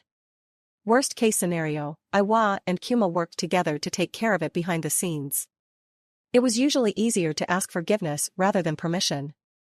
Darui nods at that slowly, though a frown is still on his face as Team Samui listens in quietly. Using the land of sky did not work out as we would have liked. No, it didn't. I should have known that clan was washed up. To think they were so fearsome once upon a time. I had a scowl on his face, still upset that those sky ninja couldn't even breach Uzushio's borders. Pathetic. Never should have relied on a broken nation like them. Already rumors have it that Uzushio is picking over the remains of their flying fortress, and who knows what they'll get up to with that technology. Behind them, Samui clears her throat, speaking up for the first time. Our alliance with Iwa, is that our best move, sir? A waves a hand harshly to the side, silencing her quickly. Do not bring that up again. No one is to know about that but us. A turns to watch Samui nod once before grunting and looking ahead. It is for the best that we have a backup plan. Our worst case scenario, for crushing Uzushio Bikure, without the aid of the others in secret if need be. Of course, if the other villages turn out to be weaker than we originally thought. A leaves that idea floating in the air, not finishing the sentence and hoping the others can connect the dots. Darui however changes topic somewhat, going straight for the largest question in his mind. We're on the cusp of a major war then, aren't we? Watching farmers tend to their fields on either side of the road, it takes a moment to think and really consider what Darui said. Things had changed in recent years, people had changed. It's heavily possible. Smaller nations are banding together, Uzushio ushering several under their single banner at the top of the list. Minor conflicts are being solved, usually with little violence, while major tensions between nations seem on the rise. Worse yet, Jinchuriki are going missing. A grumbles as he thinks of his own, be carted off to his mountain for safekeeping while Yujito still hadn't reported back. I have to assume by this point Yujito was intercepted before reaching Yuzu.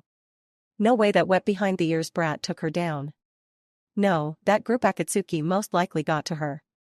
Someone has collected Biju, something not done since the formation of the villages. Samui is quiet, but thinking aloud, for Yujito-sama to be taken down by anyone is a major feat. It's unthinkable really. A nods, mentally agreeing, yes. That is why I'm leaning towards Akatsuki getting to her. Thinking it over, he holds up a fist and counts off. This makes the Nibi, the Sanbai, the Yanbi, the Rokubi, and the Nanabai all missing in action while the Kyubi is apparently playing at leader. Darui grunts with the new information. Why would someone collect the Biju like this? The nations use them as a balance of power. Doing so will only lead to more war. Unless that was the goal, to drop all of the nations back into chaos.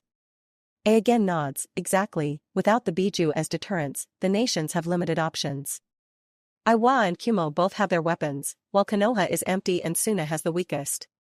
Kiri isn't even a worry anymore, just coming out of their civil war and therefore weak. In fact, this would be the perfect time to march forward and crush Konoha. That was a thought, rash though it might be. No one there could stop B after all.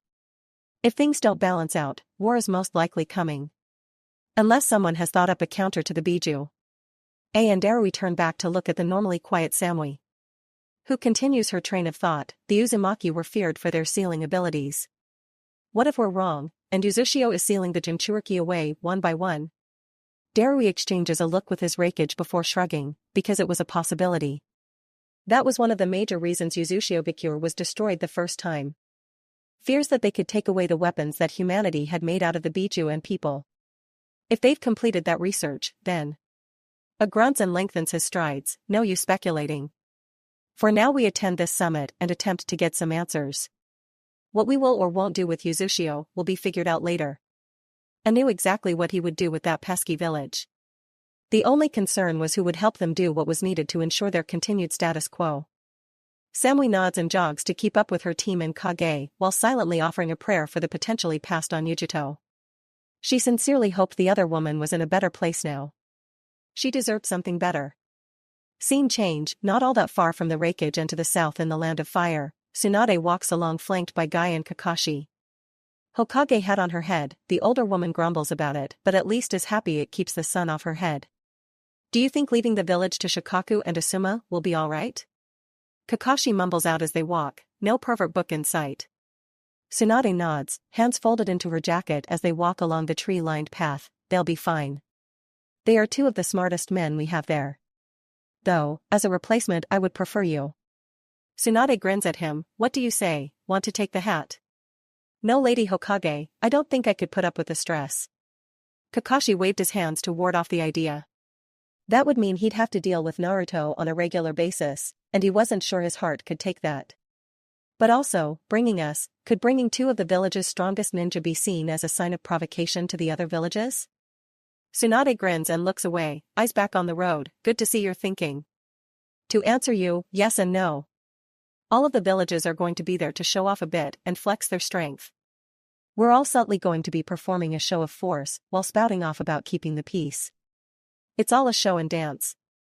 Until young Naruto comes and upends the table. Dai speaks up, thoughtful and holding his chin. Sighing, Tsunade gives a tired nod. That's about right. Naruto, just being there will throw things off. And part of her was happy for that. Things had stagnated, they had gotten too used to these proxy games and miniature conflicts all over the world. Naruto was changing things. Cleaning up the unaffiliated nations and decreasing the loss of life among the civilians. Plus, thanks to some snooping from Jiraiya, we now know that Iwa is making movements behind the scenes. And they had a tentative alliance with Kumo that both villages don't want any of us to know about. Dai hums in more thought at that, not very youthful actions for major villages. Kakashi nods, just knowing about it is a big plus and gives us bargaining chips. We aren't going to bring it up. Feeling both men turn to face her, Tsunade smiles. Sometimes it is best to let your enemy move as if they are getting one over on you. It makes them predictable.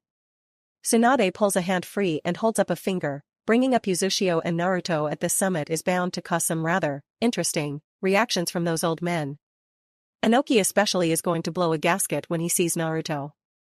Kakashi knows without a doubt that Iwa isn't going to come around to any type of de-escalation so long as Naruto is around. The hatred for the Yellow Flash still ran deep in Iwa. Along with that, considering Naruto's connection with Hinata, tensions with Kumo were a done deal as well. Even if Kumo came around, Naruto would most likely be looking for any excuse to needle the village just on principle. That, however, makes him think of something else of a recent development. I heard you released Hunter Ninja recently? My, what big ears you have. Chuckling, Tsunade nods, yes. Seems our resident troublemaker Konohamaru has taken a page from Naruto's book and made off with the other Hyuga princess Hanabi. Here she grinned as she remembered the fuming face of Hayashi as he demanded the entire Umbu forces by use to hunt for his daughter. Denying that had been worth the screaming once she got to see just how red his face could get. Why does anyone connected to that brat cause me nothing but problems?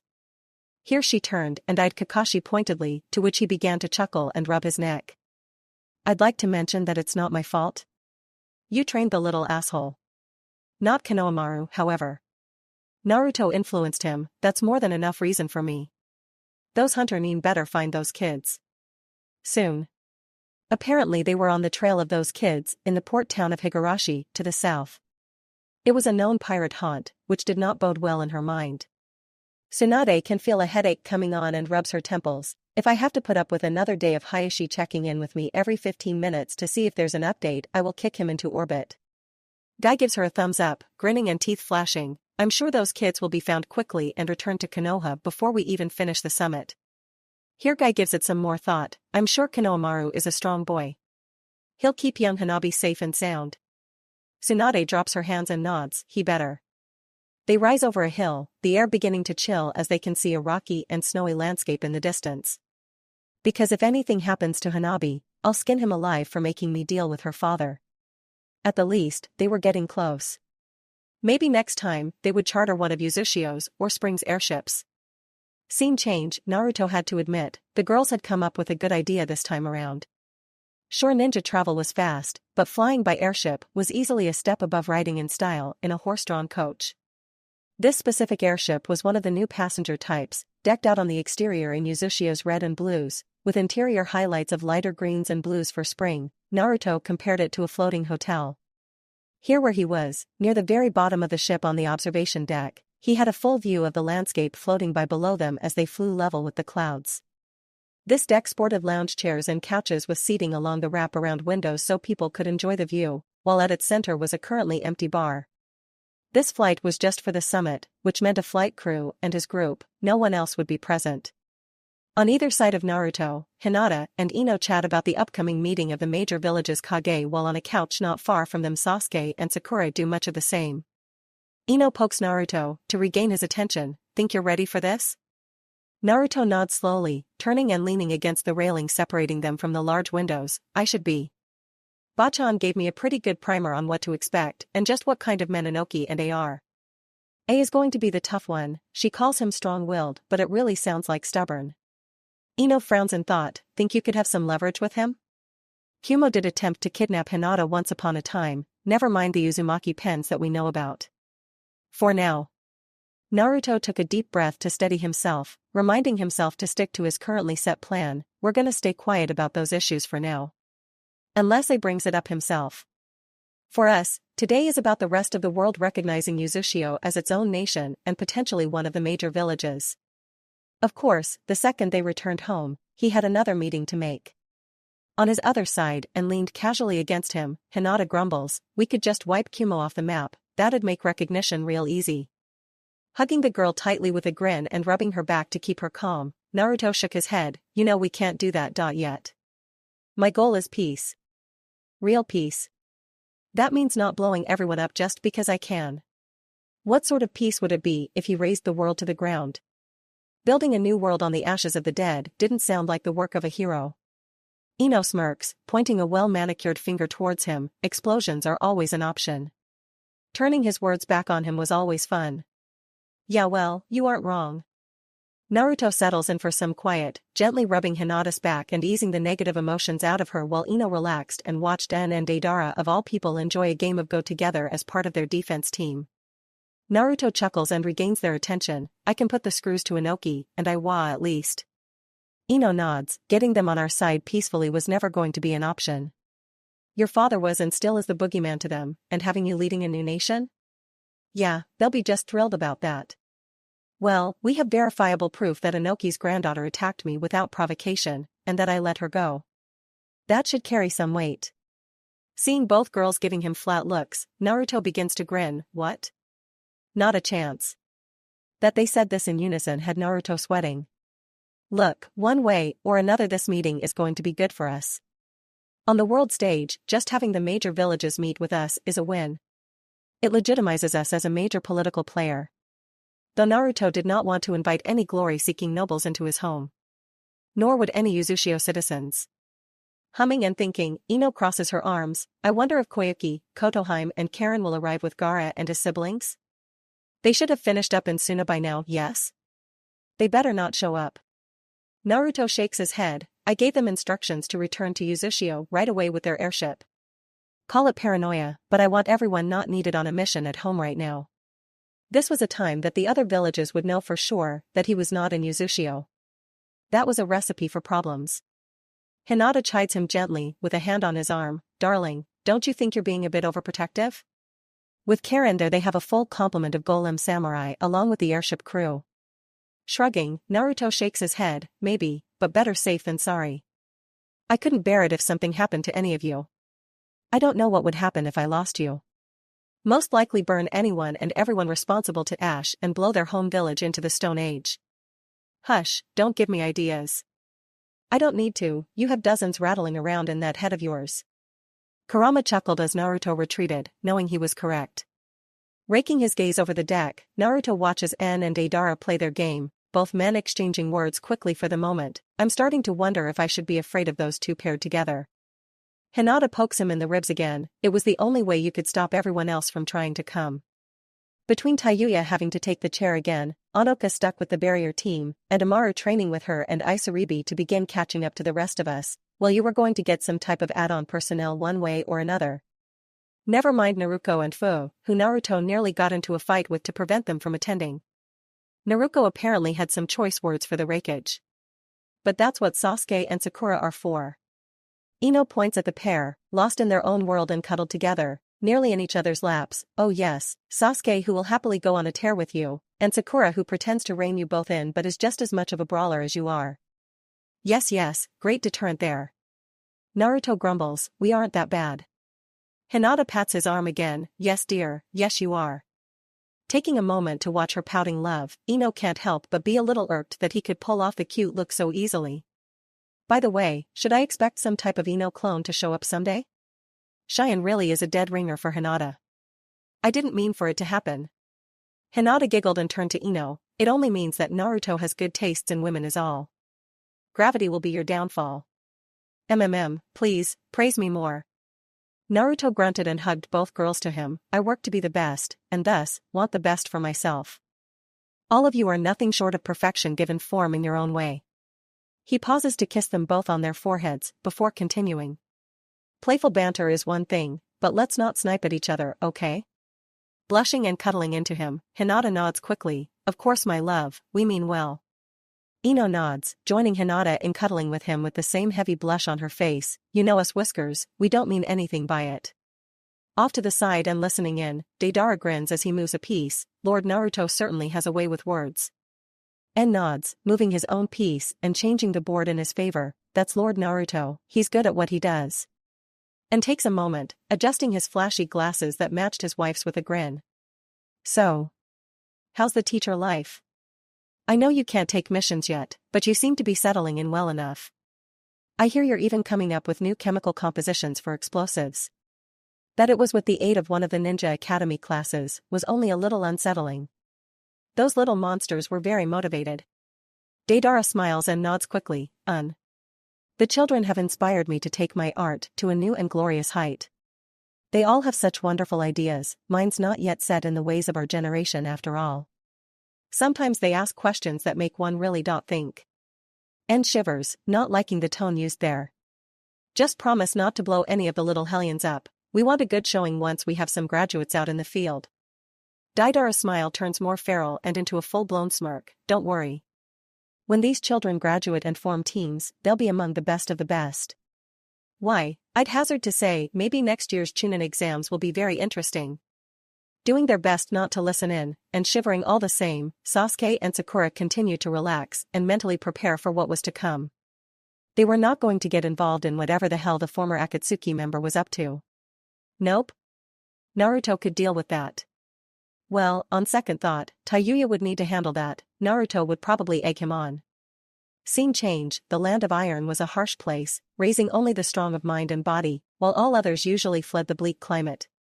That sat just fine with the likes of Mifune. He and his samurai held the line of tradition that the various ninja nations could not seem to hold on to. But, his nation was allowed to be one of true neutrality, never dragged into any of their conflicts so far. Today found him within the grand meeting hall, in which the Kage summit would soon start, and this one had a chance of being quite explosive. Gaara sat in his seat, Kankuro and Temari high on the balcony overlooking the meeting, while 2 seats over a smiling Mei Terumi was just taking her seat while her own guards Ao and Chojuro jumped away to join the Suna ninja out of the way. Gaara bowed his head lightly to her, face carefully neutral. You look well, Lady Mizukage. Likewise Lord Kazekage, it is great to be out and about isn't it? Nodding his head once, Gaara looks to his Kage hat placed in front of him. Indeed. I must congratulate you on your village's return to peaceful relations with the outside world. I heard your internal affairs were rather arduous. That's putting it mildly, Lord Kazekage. Just Gaara is fine, Lady Mizukage. Then please, call me May as well. At least let us be more comfortable before those stuffy elders arrive. May giggled as Gaara made a face. Tsunade might be alright, but May just knew Inoki and A were going to be stuffed shirts about things. I do hope with this that Kiri will be able to expand relations with the other villages. Or, at the least, I suppose establishing firm agreements with Konoha will be enough. Suna and Kiri are after all, under a banner already. Indeed. I don't hold much hope for Iwa or Kumo. Bad blood runs deep there. While Suna hadn't had direct conflicts with Kumo in a long time, Iwa was always pushing at their borders. May sighs and leans her head on her raised hand. I'm sure our mutual friend would consider just getting all of the Kage talking peaceably to each other a major win. Peace sure is hard won, isn't it? Gaara can't help but agree, constant effort is required. Turning to the entrance of the large but mostly empty hall at the sound of footsteps, Gaara raises a hand to greet a smiling Tsunade. Welcome, Lady Hokage. Just Tsunade will do, none of that formal nonsense. Waving a hand and letting Guy and Kakashi take to the balcony, Tsunade places her hat down before taking her seat. May, good to see you. You're looking lovely, Tsunade. Hopefully your trip was uneventful? May bows lightly to Tsunade and receives one in return. Thankfully yes, clear skies and an easy trip makes me hopeful for these talks. Tsunade relaxes a bit and opens up her gambler's jacket with a sigh. It's too bad Kiri couldn't make the last Chunin exams. Perhaps the next? May looks only slightly embarrassed about that little issue. Yes, we hope to attend the next one now that we're opening back up. Tsunade nods to her and turns to address Gaara across the large stone table. How are you siblings? Things going well in Suna? Gaara grins, my family is well, though my siblings are being a bit pushy about me dating. Seeing an understanding look cross Tsunade's face, Gaara continues, we do have to thank and give credit to Uzushio. Trade between our villages has made life in Suna just a bit better lately. Never mind their improved economy thanks to the new trade partners, even their civilians have been happier with the new market options. Tsunade sighs with something that sounds like relief. I'm glad to hear that the little idiot is good for more than just blowing things up. Oh, I sure hope he is. Mei's face turned sultry, and Tsunade did her best to scrub that particular image out of her mind. Mei really was serious about going after Naruto. Just what she needed. Gaara was already turning towards Tsunade. Perhaps I should send Naruto some of Suna's specialized energy drinks.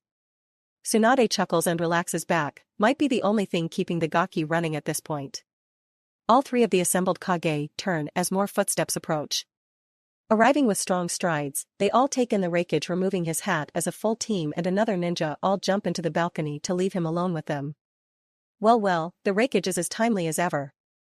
I was frowning but nodded to all the assembled Kage in turn. Hokage, Kazekage, Mizukage, it has been some time. Here he turned to Mifune and offered another slight bow. Lord Mifune, you look well. Lord Raikage, you seem in good health. Mifune usually kept out of the conversations, but a greeting was fine enough. A groaned as he placed his hat down and sat, next to Tsunade, but an open seat between him and Gaara. He pointedly ignored the empty seat between Gaara and Mei. Good health or not, I'd like to get this over with and return to my village. I have more pressing matters to deal with. Mei smirks, brushing her hair away from her covered eye momentarily. You say that like attending us other Kage is a chore. Because it is, Kumo has no need for the rest of you. Gaara leaned forward, grunting as the elder Kage leaned back with his arms crossed, such words from a major village. Here Gaara's face became tense. It's almost like you wish the rest of us would disappear. It would make my life simpler. Tsunade rolled her eyes and knocked her knuckles against the table. Can we not? This is about keeping the peace, not restarting age-old conflicts. She raised a delicate eyebrow to A, who eventually scoffed and turned away from her. Even you can't afford a major war right now, it's a balance we all ride. Your reasoning is sound, slug princess. Perhaps we could keep this to the elders this go-round, leave the youngins to silence. Pointedly shrugging off the gazes of Gaara and Mei, I turned fully to Tsunade. We know what needs to be done here, not them. Gaara has no problem speaking up again. Our age should have no bearing on our ability to lead. Were you not younger when you took the hat? This is what I mean, youthful vigor and hasty emotional decisions. Sounds like projection, Mr. Unruly. I was on his feet in an instant. You want to pick a fight with me, boy? Around them the building rumbles, and all eyes turn to the Raikage, who is just as confused as the rest. That wasn't me. Tsunade shakes her head, having some idea as the rumbles die down. Can't blame us, it would fit you. Another group enters the Great Hall, gaining curiosity. Someone could be heard grumbling and complaining, and Tsunade begins to chuckle. Inoki had arrived. Pretentious brat, who needs to make an entrance like that? In my day just having strength was more than enough. Inoki was still grumbling while riding on his grandson's shoulders, having thrown out his back earlier. Akatsuchi had no problem helping his grandfather along, while next to him Suzumabachi stayed quiet and wondered just how the hell she ended up on this detail.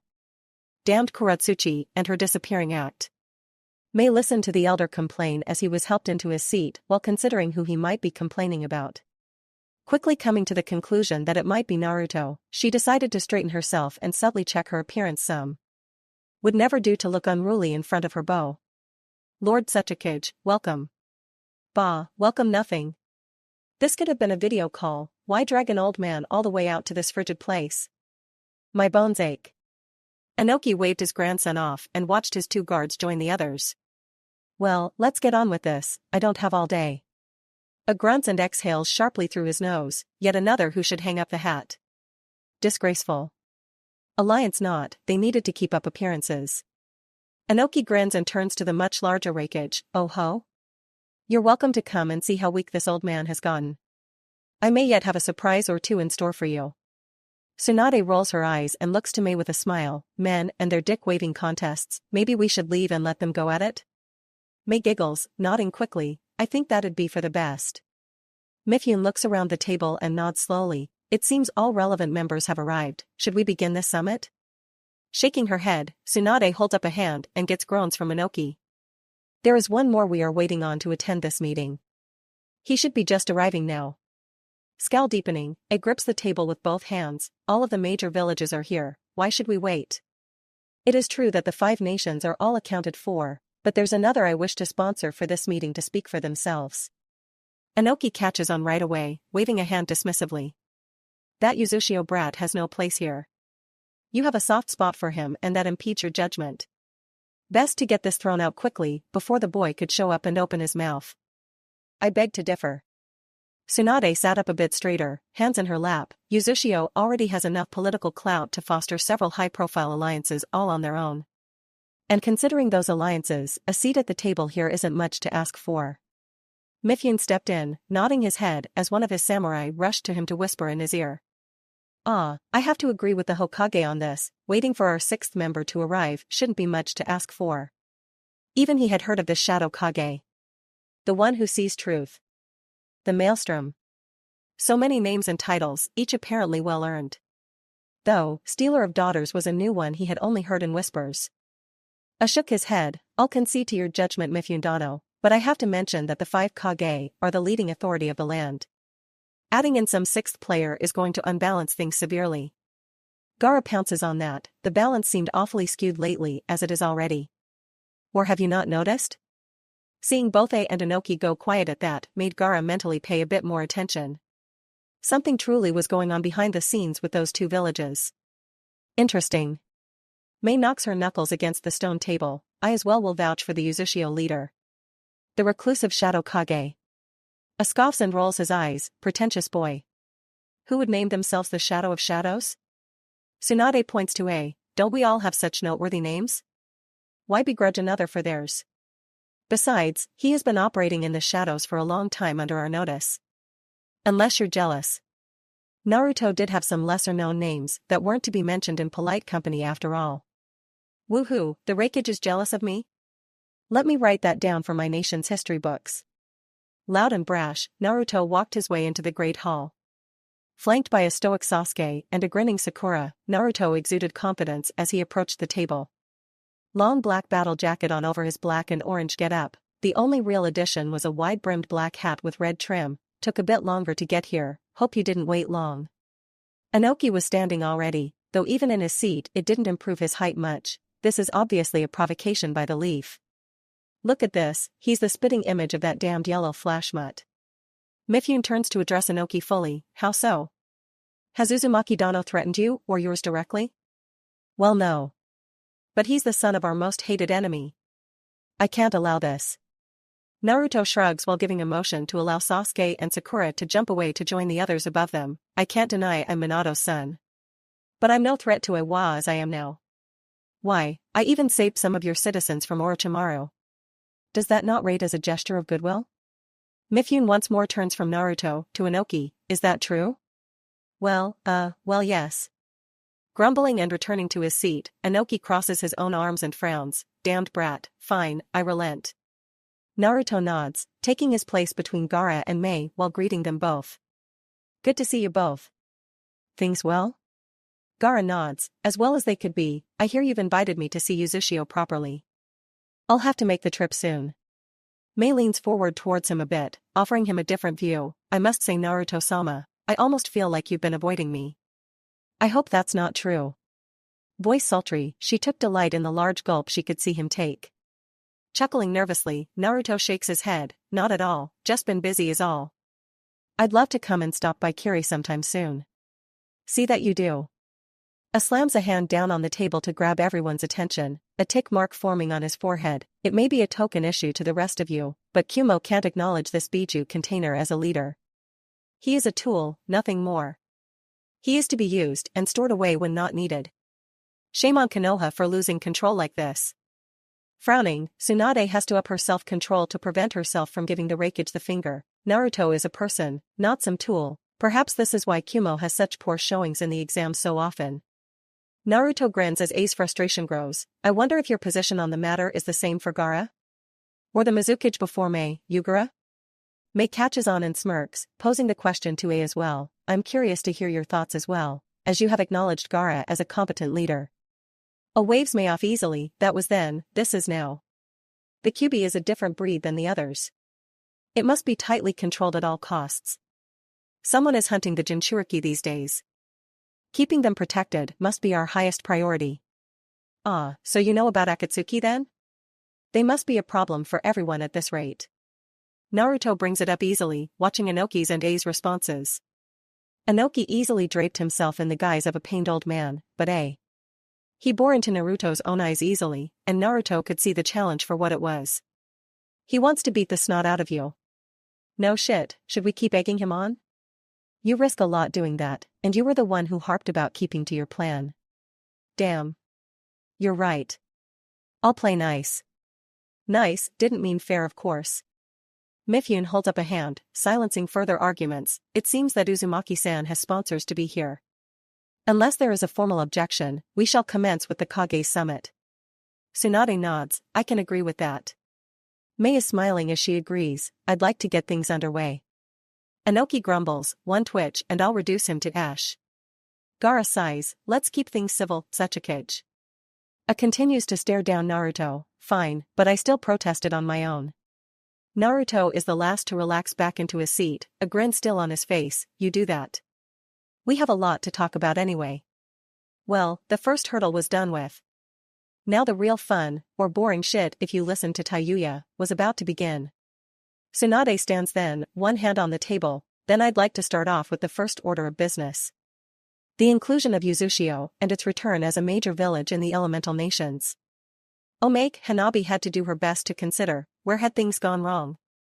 Her plan had been simple. Leave the village, make her way to Wave, track down her sister and that oaf, and then return after pummeling him with her superior logic and reasoning. And yet, here she was, tied up back to back with Konohamaru of all people, deep within the bowels of a pirate vessel. Further grating on her nerves, Konohamaru would not stop humming. Will you just get it over with and just say what you want to say? Hanabi snapped, Byakugan activating so she can see the little smile on Konohamaru's face. How could I have known they were pirates? Konohamaru's grin stretches just a bit more. I have no reason to stop. Not until you admit that you were wrong. That shouldn't be so hard, just say it. Konohamaru couldn't help but needle her some more. Repeat after me, I was wrong. A Hyuga never gives in to demands. Restarting his humming, Konohamaru went back to ignoring her. Grinding her teeth, Hanabi considered if her pride was worth this. It wasn't like he would gain anything by her saying it out loud. But as his humming picked up and she considered her loss of sanity, she finally bowed her head with a heavy sigh. Fine. Just fine, you were right, this was a bad idea. We should have walked. The ship rocked over a particularly harsh wave, and both children sat in silence. Konohamaru, however, still has more to poke at, his voice full of smug, and... Oh, he was enjoying this. Gritting her teeth, Hanabi nodded once, and I was wrong. Happy and nodding his own head, Konohamaru slips his bonds with ease and turns to begin working Hanabi out of hers. About time, I thought you'd never drop your attitude. You could have escaped this whole time. This infuriating son of a monkey. Konohamaru chuckled and held up a finger sagely, one of the tenets of the school of Naruto. Be prepared to be unprepared. Hanabi blinked at him owlishly. That makes no sense. Feeling the rope fall away from her wrists, Hanabi is pulled to her feet. You should have done this sooner. Konohamaru puts a finger to his lips as they reach the storage room door, and he pushes it open slightly to peek out into the hallway. Seeing it empty, he edges them out and starts to walk towards where he thinks the main storage hold is. It makes perfect sense if you ever train with Naruto-ni-san. And it wasn't like we were in any real danger. Yet at least. Pulling her along and finding a stairwell going down, he leads them further into the ship's depths. Where are you going? Shouldn't we be going up? Shaking his head, Konohamaru grins as he looks back at the girl. Nope. First things first, we need a distraction. So follow me and keep quiet, I have an idea. While curious about what he could possibly have planned, Hanabi was getting distracted by how warm his hand was in her own as he dragged her along. Will you clue me into this plan of yours? Still grinning, Konohamaru holds up a paper tag with a symbol for fire written on it. Well, fire on a wooden ship always gets people's attention. That sounds like a horrible idea. Oh, it is. But it's the best we have at the moment, unless you want to fight through a ship's worth of pirates. Seeing the girl actually consider that, Konohamaru shakes his head. Just trust me, for once. Struggling internally with the decision, Hanabi finally relents. Her own plans hadn't worked out as well as she would have liked. Perhaps relying on the grandson of the third wouldn't be so bad. Okay, I'll trust you. Grinning wide and pulling her along, Konohamaru focused his senses ahead. Great. Don't you worry, this'll be great. Now I'm worried. Just what was this idiot planning?